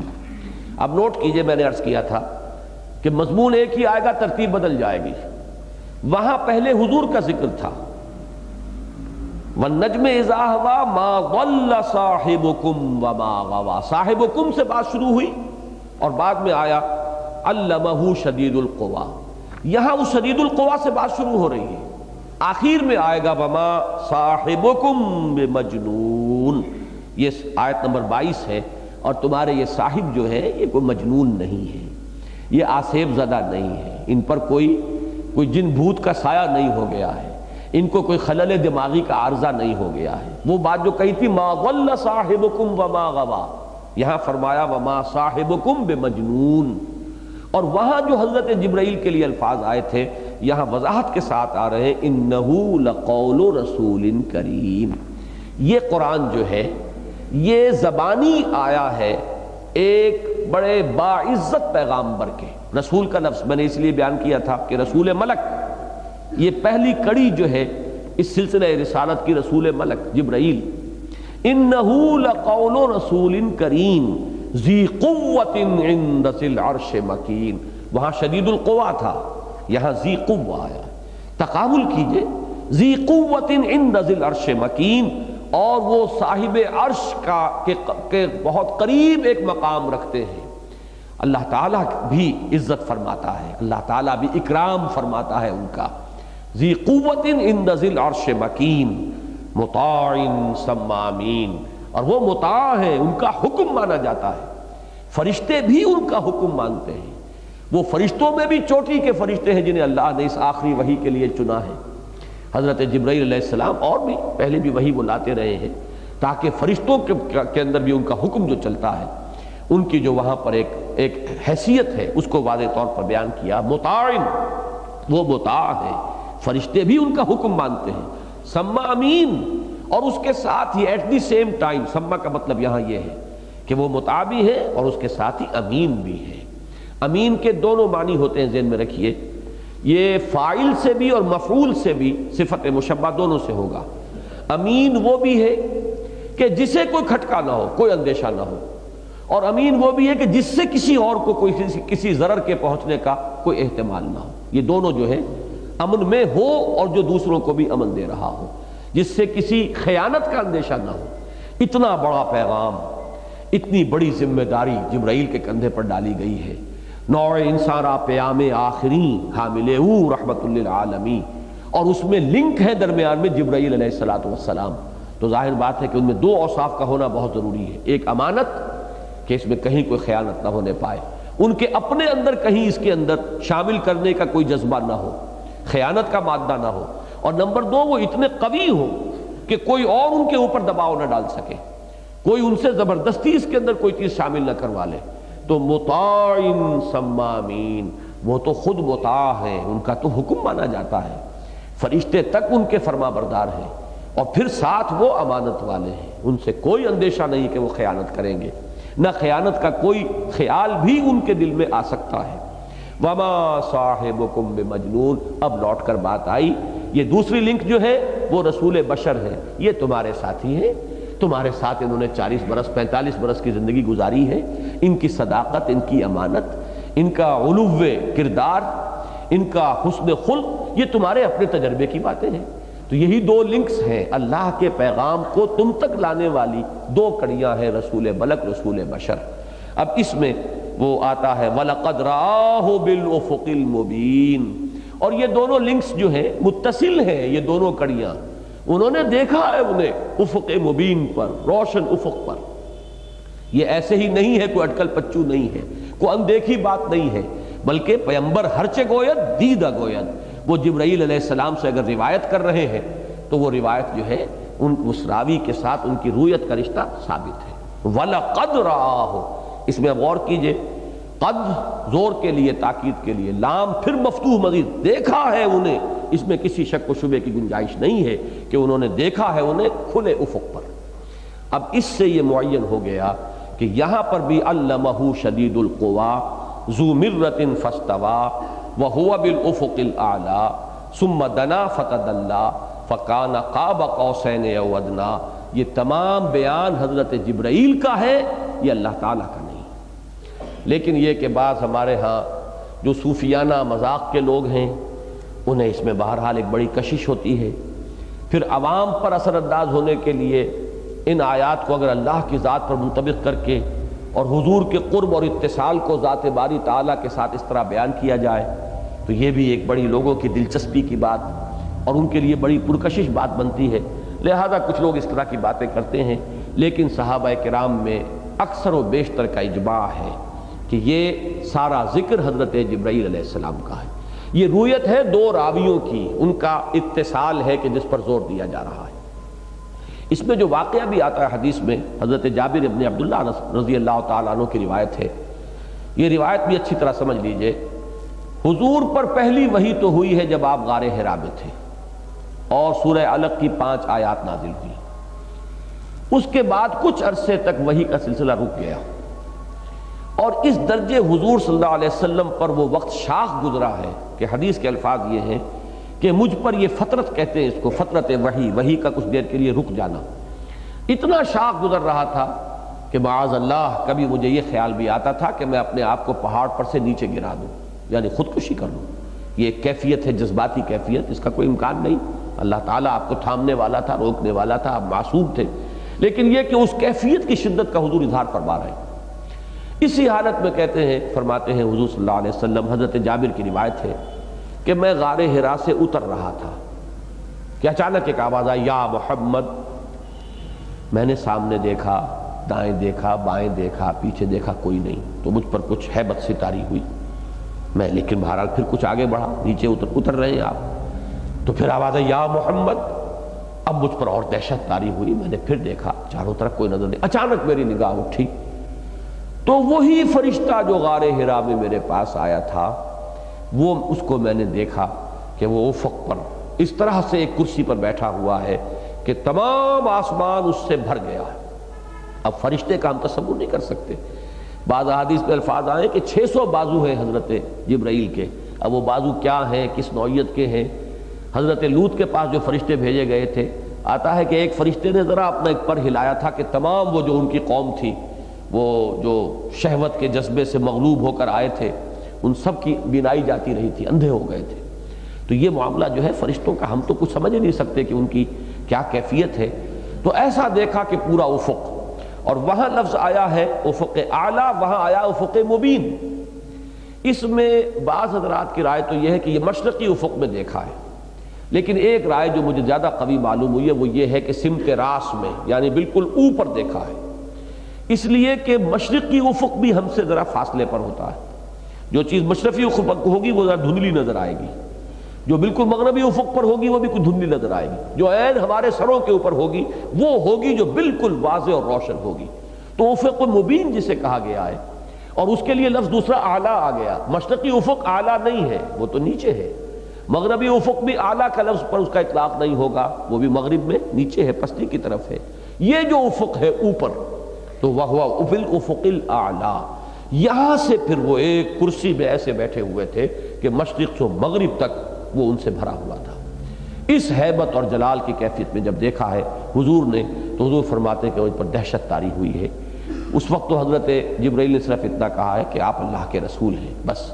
اس کے بعد پھر جب اسی دہشت کی کیفیت میں حضور صلی اللہ علیہ وسلم گھر تشریف لے آئے ہیں، اور اسی وقت پھر آپ نے اپنی زوجہ سے کہا جو پہلی وحی کے بعد کہا تھا، زمیلونی زمیلونی. اس موقع پر فرمایا ہے کہ دثرونی دثرونی، مجھے کوئی لحاف دو، کوئی کپڑا دو، میں اس میں لپٹ کر لیٹنا چاہتا ہوں. پھر وہ آیات نازل ہوئی، یا ایھا المدثر قم فانذر وربک فکبر وثیابک فطہر والرجز فاہجر ولا تمنن تستکثر ولربک فاصبر. یہ 7 آیات ہیں جو اس موقع پر نازل ہوئی. حضرت جابر کو پھر کچھ یہ رائے ان کی بن گئی تھی کہ شاید یہ پہلی وحی ہے، لیکن اکثر صحابہ نے اور علماء نے جو اس میں تطبیق قائم کی ہے وہ یہ ہے کہ فطرت کے بعد پہلی وحی یہی ہے. پھر اس حدیث میں خود الفاظ آتے ہیں کہ وہی فرشتہ کہ جو غار حرا میں میرے پاس آیا تھا. اب اس میں ایک اشکال، اگر آپ اس وقت حاضر دماغی کے ساتھ بات سن رہے ہیں تو ایک اشکال پیدا ہونا چاہیے، ہوا ہوگا کہ پھر تو 3 رویتیں ثابت ہوگی. ایک عند سدرۃ المنتہا جس کا ذکر آگے آئے گا، ایک افق مبین یا افق اعلیٰ کے اوپر، اور ایک حضرت جبرائیل کو جب حضور خود فرما رہے ہیں کہ وہی جانی بحرا اذا الملک الذی جانی بحرا، وہی فرشتہ جو حرا میں میرے پاس آیا تھا. اب اس کا یہ ایک اشکال ہے بہت بڑا. اس کا جو حل ہے وہ یہ ہے کہ بعض روایات میں یہ بات آئی ہے کہ جو پہلی وحی ہے وہ عالم بیداری کی نہیں ہے، بین النوم والیقظہ، نیند اور بیداری کے درمیان کی ایک کیفیت ہے. اور اس میں یہ بھی چونکہ ایک اشکال ہے پہلی وحی کے بارے میں کہ اقرا فرمایا گیا، پڑھو، یہ نہیں کہا قل. اگر زبانی صرف کوئی بات کسی سے کہلوانی ہو تو قل کہا جاتا ہے، اقرا کہا جاتا ہے جب کوئی چیز ہو سامنے جسے پڑھنا ہو. اور قل کے جواب میں ما انا بقاری کہنا بے معنی ہوگا جب تک کہ کوئی چیز لکھی ہوئی سامنے نہ ہو. جب یہ حدیث آتی ہے کہ حضور نے فرمایا کہ فرشتے نے مجھ سے کہا اقرا، میں نے کہا ما انا بقاری، فرشتے نے مجھے اپنی آغوش میں لیا اور بھینچا یہاں تک کہ میں نے اس کی مشقت کو محسوس کیا، زور سے بھینچا، پھر چھوڑ دیا. ثم ارسلنی فقال اقرا، میں نے پھر کہا ما انا بقاری. 3 مرتبہ غالباً یہ ہوا ہے. پھر اس کے بعد حضور نے وہ پڑھا ہے. تو اس سے بھی یہ بات ثابت ہوتی ہے، بعض روایات میں ہے یہ کہ نیند کی کیفیت میں ایک لکھی ہوئی چیز تھی، وہ 5 آیات، کوئی تختی تھی، سونے کی تختی، وہ اس طرح کے الفاظ آتے ہیں کہ وہ حضور کو حضرت جبرائیل نے دکھائی ہے اور اس کو آپ نے پڑھا ہے. تو یہ کیفیت چونکہ اس سے بھی ثابت ہو رہا ہے، اس وقت دہشت طاری نہیں ہوئی چونکہ وہ خواب کی ایک کیفیت ہے. اس وقت دہشت طاری ہوئی ہے چونکہ اب آپ عالم بیداری میں اپنی ان سر کی آنکھوں سے دیکھ رہے ہیں حضرت جبرائیل کو عین آسمان کے بلند کنارے کے اوپر افق پر، تو دہشت طاری ہوئی. ان 2 چیزوں سے میرے نزدیک تطبیق جو ہے اس میں قائم ہوگی، وہ اس سے ہوگی کہ وہ پہلی وحی خالص بیداری کی کیفیت میں نہیں ہے بلکہ کچھ نیند اور کچھ بیداری کی، بین النوم والیقظہ، یہ ایک اصطلاح ہے کہ خواب اور بیداری کے مابین کی کوئی کیفیت ہے جس میں کہ پہلی وحی آئی ہے. اس کو گویا کہ فرشتے کو اللہ نے پہلے انٹروڈیوس کرایا ہے محمد رسول اللہ سے اس کیفیت میں، جو نہ بالکل نیند کی ہے نہ بیداری کی ہے بلکہ بین النوم والیقظہ ہے، اب اس فرشتے کو دکھا دیا ہے افق اعلیٰ پر بچشم سر،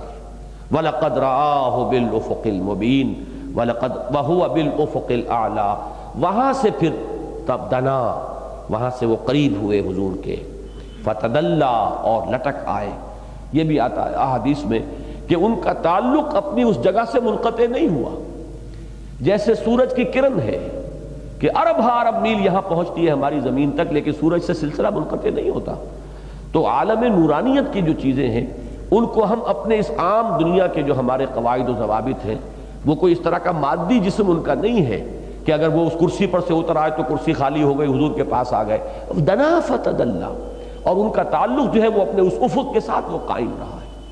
ثم دنا، اسی لیے لٹکنا کہا ہے۔ لٹکنے کا جو لفظ ہے تدلا، وہ اسی کے لیے آتا ہے کہ کسی چیز کے ساتھ آپ کا تعلق قائم رہے۔ آپ دیوار سے لٹک گئے ہیں ورنہ تو گر گئے۔ لٹکنا اسی کو کہتے ہیں کہ آپ نے دیوار کو تھاما ہوا بھی ہے اوپر سے، اور لٹک گئے، کنویں کی منڈیر سے کنویں میں لٹک گئے۔ تو لفظ تدلا جو ہے وہ اس لیے۔ ثم دنا فتدلا فکان قاب قوسین او ادنی، اور وہ یہ ایک محاورہ ہے عربی زبان کا، بہت قرب حضرت جبرائیل کو، انتہائی قرب، یا یوں کہیے کہ حضور کا انتہائی قرب ہوا حضرت جبرائیل سے علیہ الصلاۃ والسلام۔ فاوحیٰ الی عبدہ ما اوحیٰ، تو وحی کیا انہوں نے۔ اب عبد ہی کی ضمیر پر تھوڑا سا کچھ لوگوں کو خیال ہو جاتا ہے کہ یہاں اپنے بندے کی طرف اور حضرت جبرائیل کی طرف تو ہم منسوب نہیں کر سکتے حضور کو، لیکن یہاں پر یہ ضمیر جو ہے اللہ تعالیٰ کی طرف راجع ہے، اور اس کی مثالیں اور بھی ہیں قرآن مجید کے اندر۔ تو پھر انہوں نے وحی کی اللہ کے بندے کی جانب، جو وحی کی اس کی یہاں صراحت نہیں کی گئی۔ یہ بھی ہو سکتا ہے کہ عین اسی وقت جو مکالمہ ہوا ہے وہ مراد ہو، اور یہ بھی ہو سکتا ہے کہ سورہ مدثر کی آیات کہ جو گھر پہنچنے کے بعد پھر نازل ہوئی ہیں حضور صلی اللہ علیہ وسلم پر، ان کی طرف اشارہ ہو۔ ما اوحیٰ ما کذب الفؤاد ما رأى، نہیں جھوٹ کہا دل نے جو دیکھا انہوں نے۔ اب اس کے دو مفہوم بن سکتے ہیں۔ ایک تو ہمارا عامیانہ مفہوم سامنے آتا ہے، وہ جس کو میں نے کہا تھا کہ آنچ میں بینم ببیداریست یا رب یا بخواب، اے اللہ جو کچھ میں دیکھ رہا ہوں یہ بیداری میں دیکھ رہا ہوں یا خواب میں دیکھ رہا ہوں۔ تو ایک تو یہ کہ یہاں پر انسان کا دل نہیں مانتا کہ جو کچھ میں دیکھ رہا ہوں وہ ٹھیک ہے۔ ما کذب الفؤاد ما رأى، محمد الرسول اللہ صلی اللہ علیہ وسلم کی آنکھوں نے جو دیکھا، دل نے اسے جھوٹ نہیں کہا بلکہ دل نے تصدیق کی۔ ایک دوسرا اس کا مفہوم یہ ہے کہ بسا اوقات ہیلوسینیشنز ہوتی ہیں، شے کوئی نہیں ہوتی، خام خواہی دل نے کوئی واہمہ کھڑا کر دیا ہوتا، آدمی کو نظر آتا ہے۔ ما کذب الفؤاد ما رأى، یہ محمد کے دل کا بنایا ہوا کوئی وہم نہیں تھا جو انہوں نے دیکھا، بلکہ یہ واقعہ تھا، یہ حقیقت تھی۔ میں پھر عرض کر دوں جو میں نے پہلے بیان کیا کہ سارا زور یہاں رویت پر ہے، اور رویت کی اہمیت کیا ہے کہ یہ دو لنکس ہیں، ایک راوی اول ہے اس قرآن کا اور وہ حضرت جبرائیل ہے، اور راوی دوم ہے محمد الرسول اللہ، ایک ملک ایک رسول ملک ہے، ایک رسول بشر ہے۔ ان کی باہمی رویت جو ہے یہ ہے وہ اہم ترین مسئلہ کہ جن کو ان دو مقامات کے اوپر بہت اہمیت کے ساتھ بیان کیا گیا۔ وَلَقَدْ رَآهُ بِالْأُفُقِ الْمُبِينِ، ہم پڑھ چکے سورہ تکویر میں، انہوں نے دیکھا انہیں کھلے اور روشن افق پر۔ تو یہاں فرمایا ما کذب الفؤاد ما رأى، یہ دل نے کوئی جھوٹ موٹ کی بات نہیں گھڑ لی تھی جو محمد نے دیکھی صلی اللہ علیہ وسلم، یا جو کچھ محمد نے دیکھا یہ دل کا کوئی اپنا جھوٹ گھڑا ہوا نہیں تھا۔ ما کذب فؤاد ما رأى افتمارونہ علی ما یرا، اب دیکھیے زور، تو لوگوں کیا تم جھگڑ رہے ہو ان سے اس چیز پر جو وہ دیکھ رہے ہیں؟ یعنی یہ بات جو ہے پھر وہی بات میں توجہ دلا رہا ہوں، سارا زور جو ہے وہ دیکھنے پر ہے کہ ثبوت رویت، دیکھنا ثابت ہے۔ افتمارونہ علی ما یرا، یہ ایسے ہی کچھ نہیں کہہ رہے ہیں، ان کا دیکھا ہوا معاملہ ہے، انہوں نے بچشم سر جو ہے دیکھا ہے، مشاہدہ کیا ہے، تو کیا تم جھگڑتے ہو ان سے اس چیز پر جو وہ دیکھ رہے ہیں؟ وَلَقَدْ رَآهُ نَزْلَةً أُخْرَىٰ، اور انہوں نے تو دیکھا انہیں ایک مرتبہ اور بھی اترتے ہوئے، حضرت جبرائیل کا ملک کی شکل میں دوسری مرتبہ جو حضور صلی اللہ علیہ وسلم کا دیکھنا ثابت ہے، وہ معراج کا جو آسمانی سفر جو ہے، معراج جس کو ہم کہہ دیتے ہیں، اس کے دو حصے ہیں۔ ایک تو دنیا کے اندر جو بھی سفر آپ نے مسجد حرام سے اور مسجد اقصیٰ تک کیا ہے، جس کا ذکر ہے سورہ بنی اسرائیل کی پہلی آیت میں، سبحان الذی اسریٰ بعبدہ لیلا من المسجد الحرام الى المسجد الاقصیٰ الذی بارکنا حولہ لنریہ من آیاتنا۔ دوسرا حصہ وہ ہے کہ پھر وہاں پر انبیاء کرام سے ملاقات اور باجماعت نماز کا ادا کیا جانا، حضور کی امامت میں سب کا نماز ادا کرنا، پھر وہاں سے آپ کو ایک براق پیش کیا گیا تھا، اس پر آپ کی سواری جو ہے آسمان کی طرف، یہ ہے دوسرا حصہ۔ اصلاً میں معراج اس کو کہنا چاہیے، معراج کہتے ہی ہے اوپر چڑھنے والی بات کو۔ اس میں وہ مرحلہ بھی آیا ہے کہ چھٹے آسمان پر، ہر آسمان پر تفصیلی بڑی روایات اس کی موجود ہیں، 31 صحابہ سے روایات ہیں۔ تو معراج کا انکار تو تقریباً اس پر اجماع ہے کہ کفر ہے۔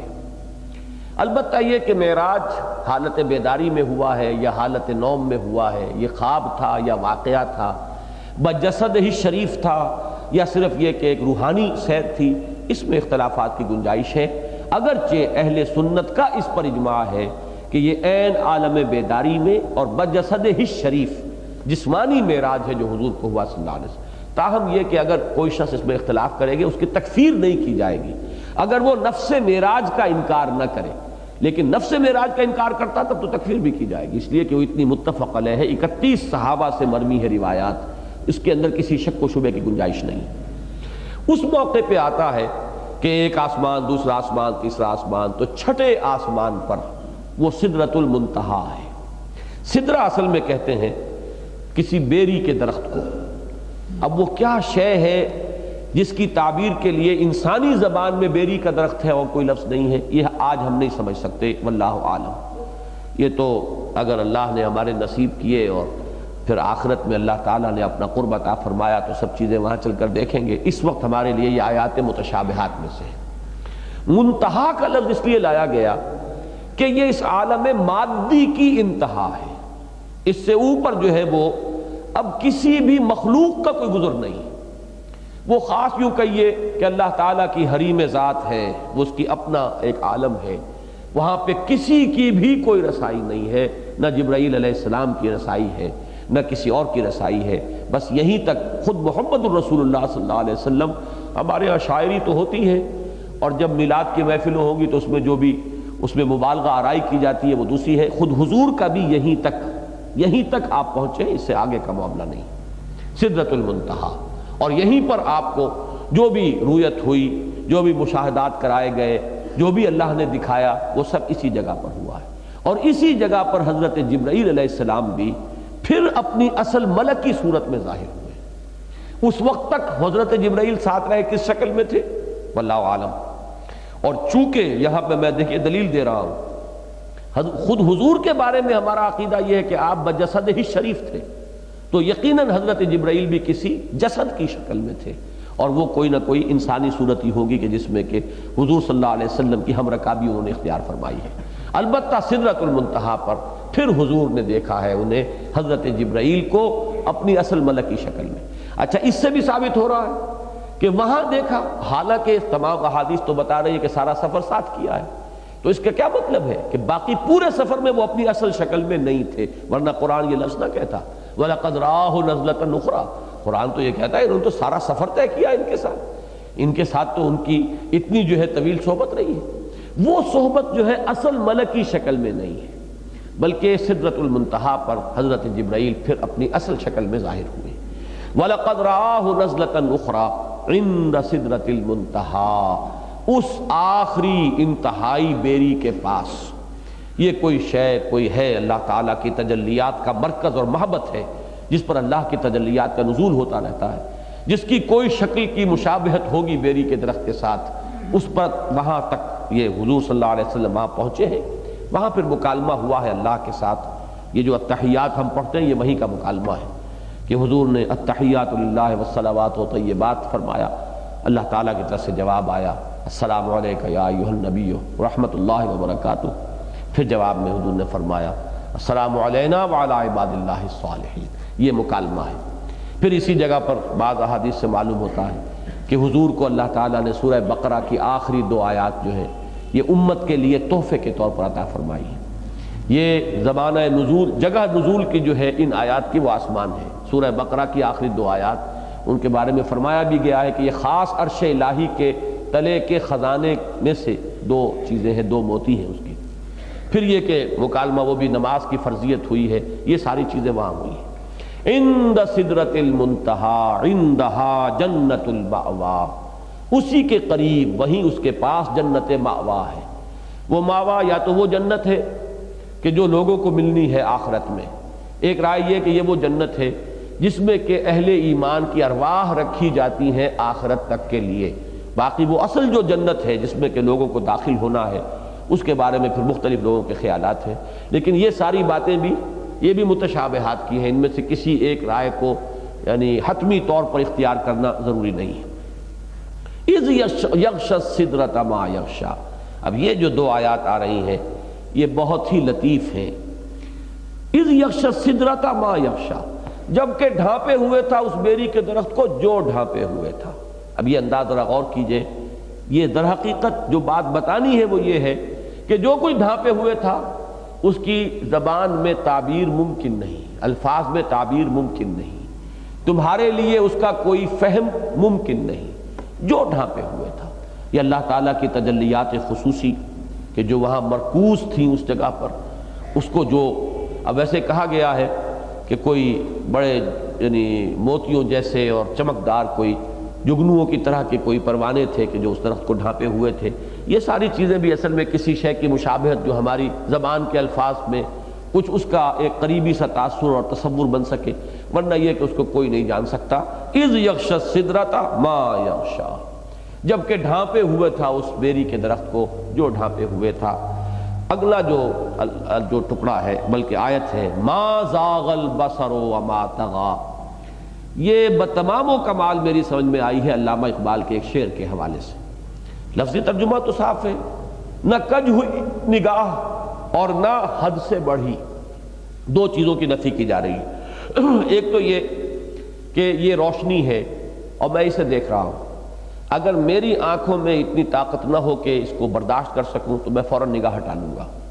یہ ہے چندھیا جانا نگاہ کا پھر جانا کہ تاب نہ ہو، برداشت نہ ہو، اس روشنی کو کا تحمل نہ کر سکے تو نگاہ ایک دم ادھر سے ادھر ہو جائے گی۔ انسان اپنی بینائی کو بچائے گا کہ کہیں وہ اچک ہی کے نہ لے جائے یہ روشنی۔ تو ایک تو تحمل کا انداز دیا گیا یہاں پہ کہ حضور میں اتنا تحمل تھا کہ حضور نے دیکھا جو دیکھا اور اطمینان سے دیکھا جو دیکھا۔ آپ کی نگاہ چندھیائی نہیں، آپ کی نگاہ جو ہے وہ ہٹی نہیں، بلکہ یہ کہ جو بھی اللہ نے دکھایا اس کو آپ نے پورے اطمینان اور سکون کے ساتھ، پورے ٹھہراؤ کے ساتھ آپ نے دیکھا۔ ما زاغ البصر وما طغی، اب یہ ایک دوسری شان ہے، حد سے بڑھی بھی نہیں، بے ادبی بھی نہیں، شان عبدیت بھی قائم رہی۔ سبحان الذی اسرا بعبدہ لیلا من المسجد الحرام الى المسجد الاقصی، وہ عبدیت جو ہے اس سے تجاوز بھی نہیں ہے۔ جو دکھانا چاہا اللہ نے وہی دیکھا ہے، اور ادھر ادھر جس کو آپ کہتے ہیں سٹیلنگ دی آئی، ذرا ادھر ادھر دیکھ لینا، کہیں کچھ اور دیکھنے کی کوشش، یہ بھی نہیں۔ جو اللہ نے دکھایا وہ دیکھا، اس کو جم کر دیکھا، اطمینان سے دیکھا، پورے تحمل کے ساتھ دیکھا، پورے وقار اور سکون کے ساتھ دیکھا، لیکن یہ کہ اس سے زائد کی طرف کوئی بھی نگاہ جو ہے وہ اٹھنے کا کوئی معاملہ نہیں ہوا۔ ما طغی، وہ ایک بندے کی جو شان ہونی چاہیے اپنے رب کے حضور میں وہی شان تھی، وہی عبدیت کی جو کیفیت جو ہونی چاہیے وہی تھی۔ تو دونوں کیفیات سے خالی کہ نہ نفی کی گئی کہ نہ تو ظرف کی کوئی کمی تھی معاذ اللہ کہ تحمل ہی نہ کر سکتے جو اللہ نے دکھانا چاہا اس کا، اور نہ یہ کہ کوئی بے ادبی تھی کہ حد ادب سے تجاوز ہوتا۔ ما زاغ البصر وما طغی، اقبال کے شعر سے اصل میں یہ ساری کیفیت جو ہے بڑی خوبصورتی کے ساتھ سامنے آتی ہے۔ ان کی ایک نظم ہے ذوق و شوق، جو میں یہ سمجھتا ہوں کہ جہاں تک یعنی اردو کا کلام ہے ان کا، اس میں شعریت کے اعتبار سے بھی جذبات کے اعتبار سے بھی کلائمیکس ہے وہ ذوق و شوق۔ قلب و نظر کی زندگی دشت میں صبح کا سما، اور یہ چشمہ آفتاب سے نور کی ندیاں رواں۔ اس کے بارے میں ایک بڑا اشکال بھی ہے لوگوں کو کہ وہ کلام حمدیہ ہے یا نعتیہ ہے، اکثر لوگ اسے نعتیہ کہتے ہیں، لیکن بعض جگہ پر وہاں پر ایسے الفاظ بھی ہیں کہ کہ جن میں پھر کچھ تھوڑا سا اشکال پیدا ہوتا ہے کہ کیا حضور کے لیے یہ بات کہی جا سکتی ہے، لیکن بہرحال وہ تو ایک بحث علیحدہ ہو جائے گی، وہ مقام ذرا مختلف مقام ہے جس پر کہ وہ نظم ہے۔ اس میں جو ایک شعر ہے، عین وصال میں مجھے حوصلہ نظر نہ تھا، گرچہ بہانہ جو رہی میری نگاہ بے ادب۔ میں یہ سمجھتا ہوں کہ یہ دونوں چیزیں اقبال نے یہاں سے لی، دونوں وہ کیفیات، اس کے برعکس کہ حضور میں تو وہ تحمل تھا، وہ تاب نظارہ موجود تھی، اس کے برعکس کہتے ہیں میرے اندر حوصلہ نظر نہ تھا، عین وصال میں مجھے حوصلہ نظر نہ تھا۔ میری کم ہمتی تو یہ ہے، اگرچہ اندر سے جو ہے جذبہ بغاوت کا بھی موجود ہے، گرچہ بہانہ جو رہی میری نگاہ بے ادب، بے ادبی موجود اور ظرف نہیں اور تاب نظارہ نہیں۔ یہاں اس کے بالکل برعکس ہے کہ ما زاغ البصر، نگاہ کج نہیں ہوئی، دیکھا اور جم کر دیکھا اور ڈٹ کر دیکھا جو اللہ نے دکھایا، وما طغا، لیکن حد ادب سے تجاوز بھی نہیں ہوا، اس حد سے بڑھے بھی نہیں۔ لقد رأى من آیات ربہ الکبریٰ، دیکھی انہوں نے اللہ کی عظیم آیات، کبریٰ اکبر کا مؤنث ہے، سب سے بڑی آیات۔ لیکن یہاں جو ہے نا مسئلہ، یہ ہمارے ہاں مختلف فی سلف سے چلا آ رہا ہے، وہ مختلف فی یہ ہے کہ حضرت عبداللہ ابن عباس رضی اللہ تعالیٰ عنہ کو اس پر اصرار ہے، سواد والا اصرار ہے کہ یہ رویت جو وہاں ہوئی، حضور نے خود اللہ کو دیکھا، رویت باری، جبکہ اکثر صحابہ جن میں حضرت عائشہ تو بہت ہی جازم ہے اس پر، اور بھی دوسرے صحابہ وہ اس کے قائل نہیں ہیں کہ حضور کو وہاں اللہ تعالیٰ کا دیدار ہوا ہے، بلکہ وہ یہ کہتے ہیں کہ اللہ کی عظیم تجلیات کا مشاہدہ کیا ہے۔ آیات ربہ الکبریٰ، قرآن مجید کے الفاظ بھی کہیں بھی یہ ثابت نہیں کرتے کہ دیدار باری تعالیٰ ہوا ہے۔ اور ویسے بھی اصل میں اس سے بھی دلیل نکالتا ہوں، یا تو یہ مانیے کچھ حضرت عبداللہ ابن عباس کی روایات میں بھی کچھ اضطراب ہے، کبھی وہ یہ کہتے ہیں کہ دل سے دیکھا، کبھی کہتے ہیں آنکھوں سے دیکھا، اس طرح کا ان کی روایات میں مختلف آراء جو منقول ہوئی ہیں ان سے، اس میں اضطراب ہے، واللہ عالم کہ ان کی طرف نسبت جو ہے کسی چیز کی صحیح نہ ہو، لیکن یہ کہ بہرحال اس اضطراب موجود ہے روایات میں۔ لیکن میں دلیل یہ لاتا ہوں کہ اگر دل سے دیکھا تو پھر اس کا مطلب یہ ہے کہ اس پورے سفر کو بھی آپ روحانی سفر قرار دیجئے۔ دل سے تو حضور کا مشاہدہ جو ہے باری تعالیٰ کا دنیا میں رہتے ہوئے بھی ہو سکتا تھا، حضور وہاں تو بجسد عنصری تشریف لے گئے، اس جسد کے ساتھ، جسمانی جسد کے ساتھ، اور وہاں جو کچھ دیکھا ان آنکھوں سے دیکھا ہے، ورنہ اس پوری بحث کا جو ہے جو کریکس آف دی میٹر ہے، پوری بحث کا جو مرکزی خیال ہے، وہی گویا کہ عمود اپنی جگہ سے ہٹ جائے گا۔ اسی لیے میں نے شروع میں معین کیا تھا کہ ان آیات میں اصل مضمون کیا ہے، اس کی اہمیت کیا ہے، رویت۔ اور یہ رویت جو ہے جہاں تک حضور کا تعلق ہے، حضرت جبرائیل کا، ان کو اصل ملکی حالت میں حضور نے دیکھا، لیکن اللہ تعالیٰ کا ان آنکھوں سے دیکھا جانا ممکن نہیں ہے۔ نص قطعی ہے جو حضرت موسیٰ علیہ السلام کو جواب ملا تھا کہ لن ترانی۔ اب ہمارے ہاں پھر یہی معاملہ ہو جاتا ہے، وہ عقیدت کا جوش اور محبت میں غلو اور حضور کے مقام کو آگے پہنچانے کی بات کہ موسیٰ ز ہوش رفت بیک جلوہ صفات، حالانکہ وہاں بھی جلوہ صفات نہیں تھا، جلوہ ذات تھا۔ جلوہ صفات تو ہر وقت ہمارے سامنے موجود ہے، یہ پوری کائنات جو ہے اللہ کی صفات ہی کا تو جلوہ گاہ ہے، تو وہاں ذات کا تھا۔ لیکن یہ کہ وہاں پہ تقابل کرنے کے لیے اور ایک کو بہت نیچے کر کے دوسرے کو بہت زیادہ اونچا اٹھانے کا جو ایک مبالغے کا انداز ہوتا ہے کہ موسیٰ ز ہوش رفت بیک جلوہ صفات، تو عین ذات می نگری در تبسمی، کہ اے نبی آپ تو حضور اللہ کی ذات کا مشاہدہ فرما رہے ہیں تبسم کے ساتھ۔ لیکن یہ کہ یہ چیز کہیں ثابت نہیں ہے، نص ہے وہ کہ بندہ انسان ان آنکھوں سے نہیں دیکھ سکتا اللہ کو، دل کی آنکھ سے اللہ تعالیٰ جو چاہے جس کو دکھائے، اس کا معاملہ جو ہے یہاں زیر بحث نہیں آئے گا۔ یہاں بحث ساری جو ہے وہ آنکھ اس چشم سر سے دیکھنے کی بحث ہے، اور یہی بات صحیح ہے۔ جیسے کہ سورہ بنی اسرائیل کی پہلی آیت میں الفاظ تھے کہ وہاں بھی اللہ لے گیا، کس لیے لے گیا؟ لِنُرِيَهُ مِنْ آیَاتِنَا سبحان الذی اسریٰ بعبدہ لیلا من المسجد الحرام الى المسجد الاقصی الذی بارکنا حولہ لِنُرِيَهُ مِنْ آیَاتِنَا، وہاں بھی آیات خداوندی کا مشاہدہ جو ہے وہ مطلوب تھا۔ البتہ یہ جو آیات ہیں ان کے ساتھ اب صفت ایڈ ہو گئی ہے کہ لقد رأى من آیات ربہ الکبریٰ، عظیم ترین آیات کا پروردگار کی وہاں مشاہدہ ہوا ہے محمد الرسول اللہ صلی اللہ علیہ وسلم کو۔ اب آخری بات ہے، چند منٹ لگیں گے، لیکن یہ کہ اس کے بغیر یہ درس نامکمل رہ جائے گا اور میں آئندہ اس کو دہرانا نہیں چاہتا۔ ایک مسئلہ بڑا ٹیڑھا ہے اس میں، جو اشکال ہے، تفسیری اشکال تو یہ ہے کہ یہ پورے مضمون کا کیا ربط ہے قسم کے ساتھ۔ یہ ستارے کی قسم والنجم اذا ہوا، اور خاص طور پر صرف ستارے نہیں بلکہ ستارے جب کہ وہ گریں یا جب کہ وہ ڈوبیں، اب یہ ایسے ہی تو نہیں، بے مقصد نہیں، کوئی نہ کوئی ربط و تعلق ہے۔ پھر وہاں جو قسم کھائی جب ہم نے اس کا تقابل کیا کہ فلا اقسم بالخنس الجوار الکنس واللیل اذا عسعس والصبح اذا تنفس، تو کیا ربط ہے اس میں بعض حضرات نے جو ذرا زیادہ ریشنلسٹ انداز رکھنے والے ہیں، انہوں نے تو کوشش یہ کی ہے کہ اس کا ایک ربط و تعلق منطقی قائم کریں، اور وہ یہ ہے کہ چونکہ نفی کی جا رہی ہے حضور صلی اللہ علیہ وسلم سے کہانت کی، اور کہانت کا معاملہ دو چیزوں پر چلتا ہے دنیا میں ہمیشہ۔ ایک تو یہ کہ ستاروں کا علم نجوم، وہ نجوم شناسی اور ستاروں کی تاثیر، اور کچھ ستارے جو ہیں وہ سعد ہیں، کچھ نحس ہیں، کچھ منحوس ہیں، کچھ کے اندر جو ہے وہ سعادت ہے اور بھلائی ہے اور فلاں ہے، اور یہ ہے ایک تو یہ دھندا، اور ایک جنات کے ساتھ معاملہ کہ شیاطین جن کے ساتھ رابطہ اور ان سے کچھ سیکھنا سکھانا اور ان کے حوالے سے کوئی خبریں اور پیشن گوئیاں کر دینا۔ تو در حقیقت یہ ان کی نفی کی جا رہی ہے کہ یہ ستاروں کا نظام جو ہے یہ بڑا محکم نظام ہے، اور پھر یہ کہ اس میں سے معبودیت کی نفی کہ ستاروں کو پوجا بھی جاتا تھا، اذا ہوا سے ادھر اشارہ کیا گیا کہ ستارہ یہ تو خود جب ڈوب جاتا ہے، جیسے کہ حضرت ابراہیم علیہ السلام کی بات ہے کہ انی لا احب الآفلین، ڈوبنے والوں سے تو مجھے کوئی محبت نہیں، میں اس سے محبت نہیں کر سکتا، انہیں اپنا معبود کیسے مان لوں۔ تو یہ ربط کچھ قائم کیا گیا ہے والنجم اذا ہوا میں، اور اس کے ساتھ جو ہے وہ ایک تعلق منطقی طور پر جوڑ کر کہ اس وجہ سے ان کی قسم کھائی گئی ہے۔ لیکن یہ کہ ایک دوسری رائے جو خاص طور پہ مولانا شبیر احمد عثمانی رحمۃ اللہ علیہ نے بیان کی ہے، میرے دل کو وہ زیادہ لگی ہے، اور وہ یہ ہے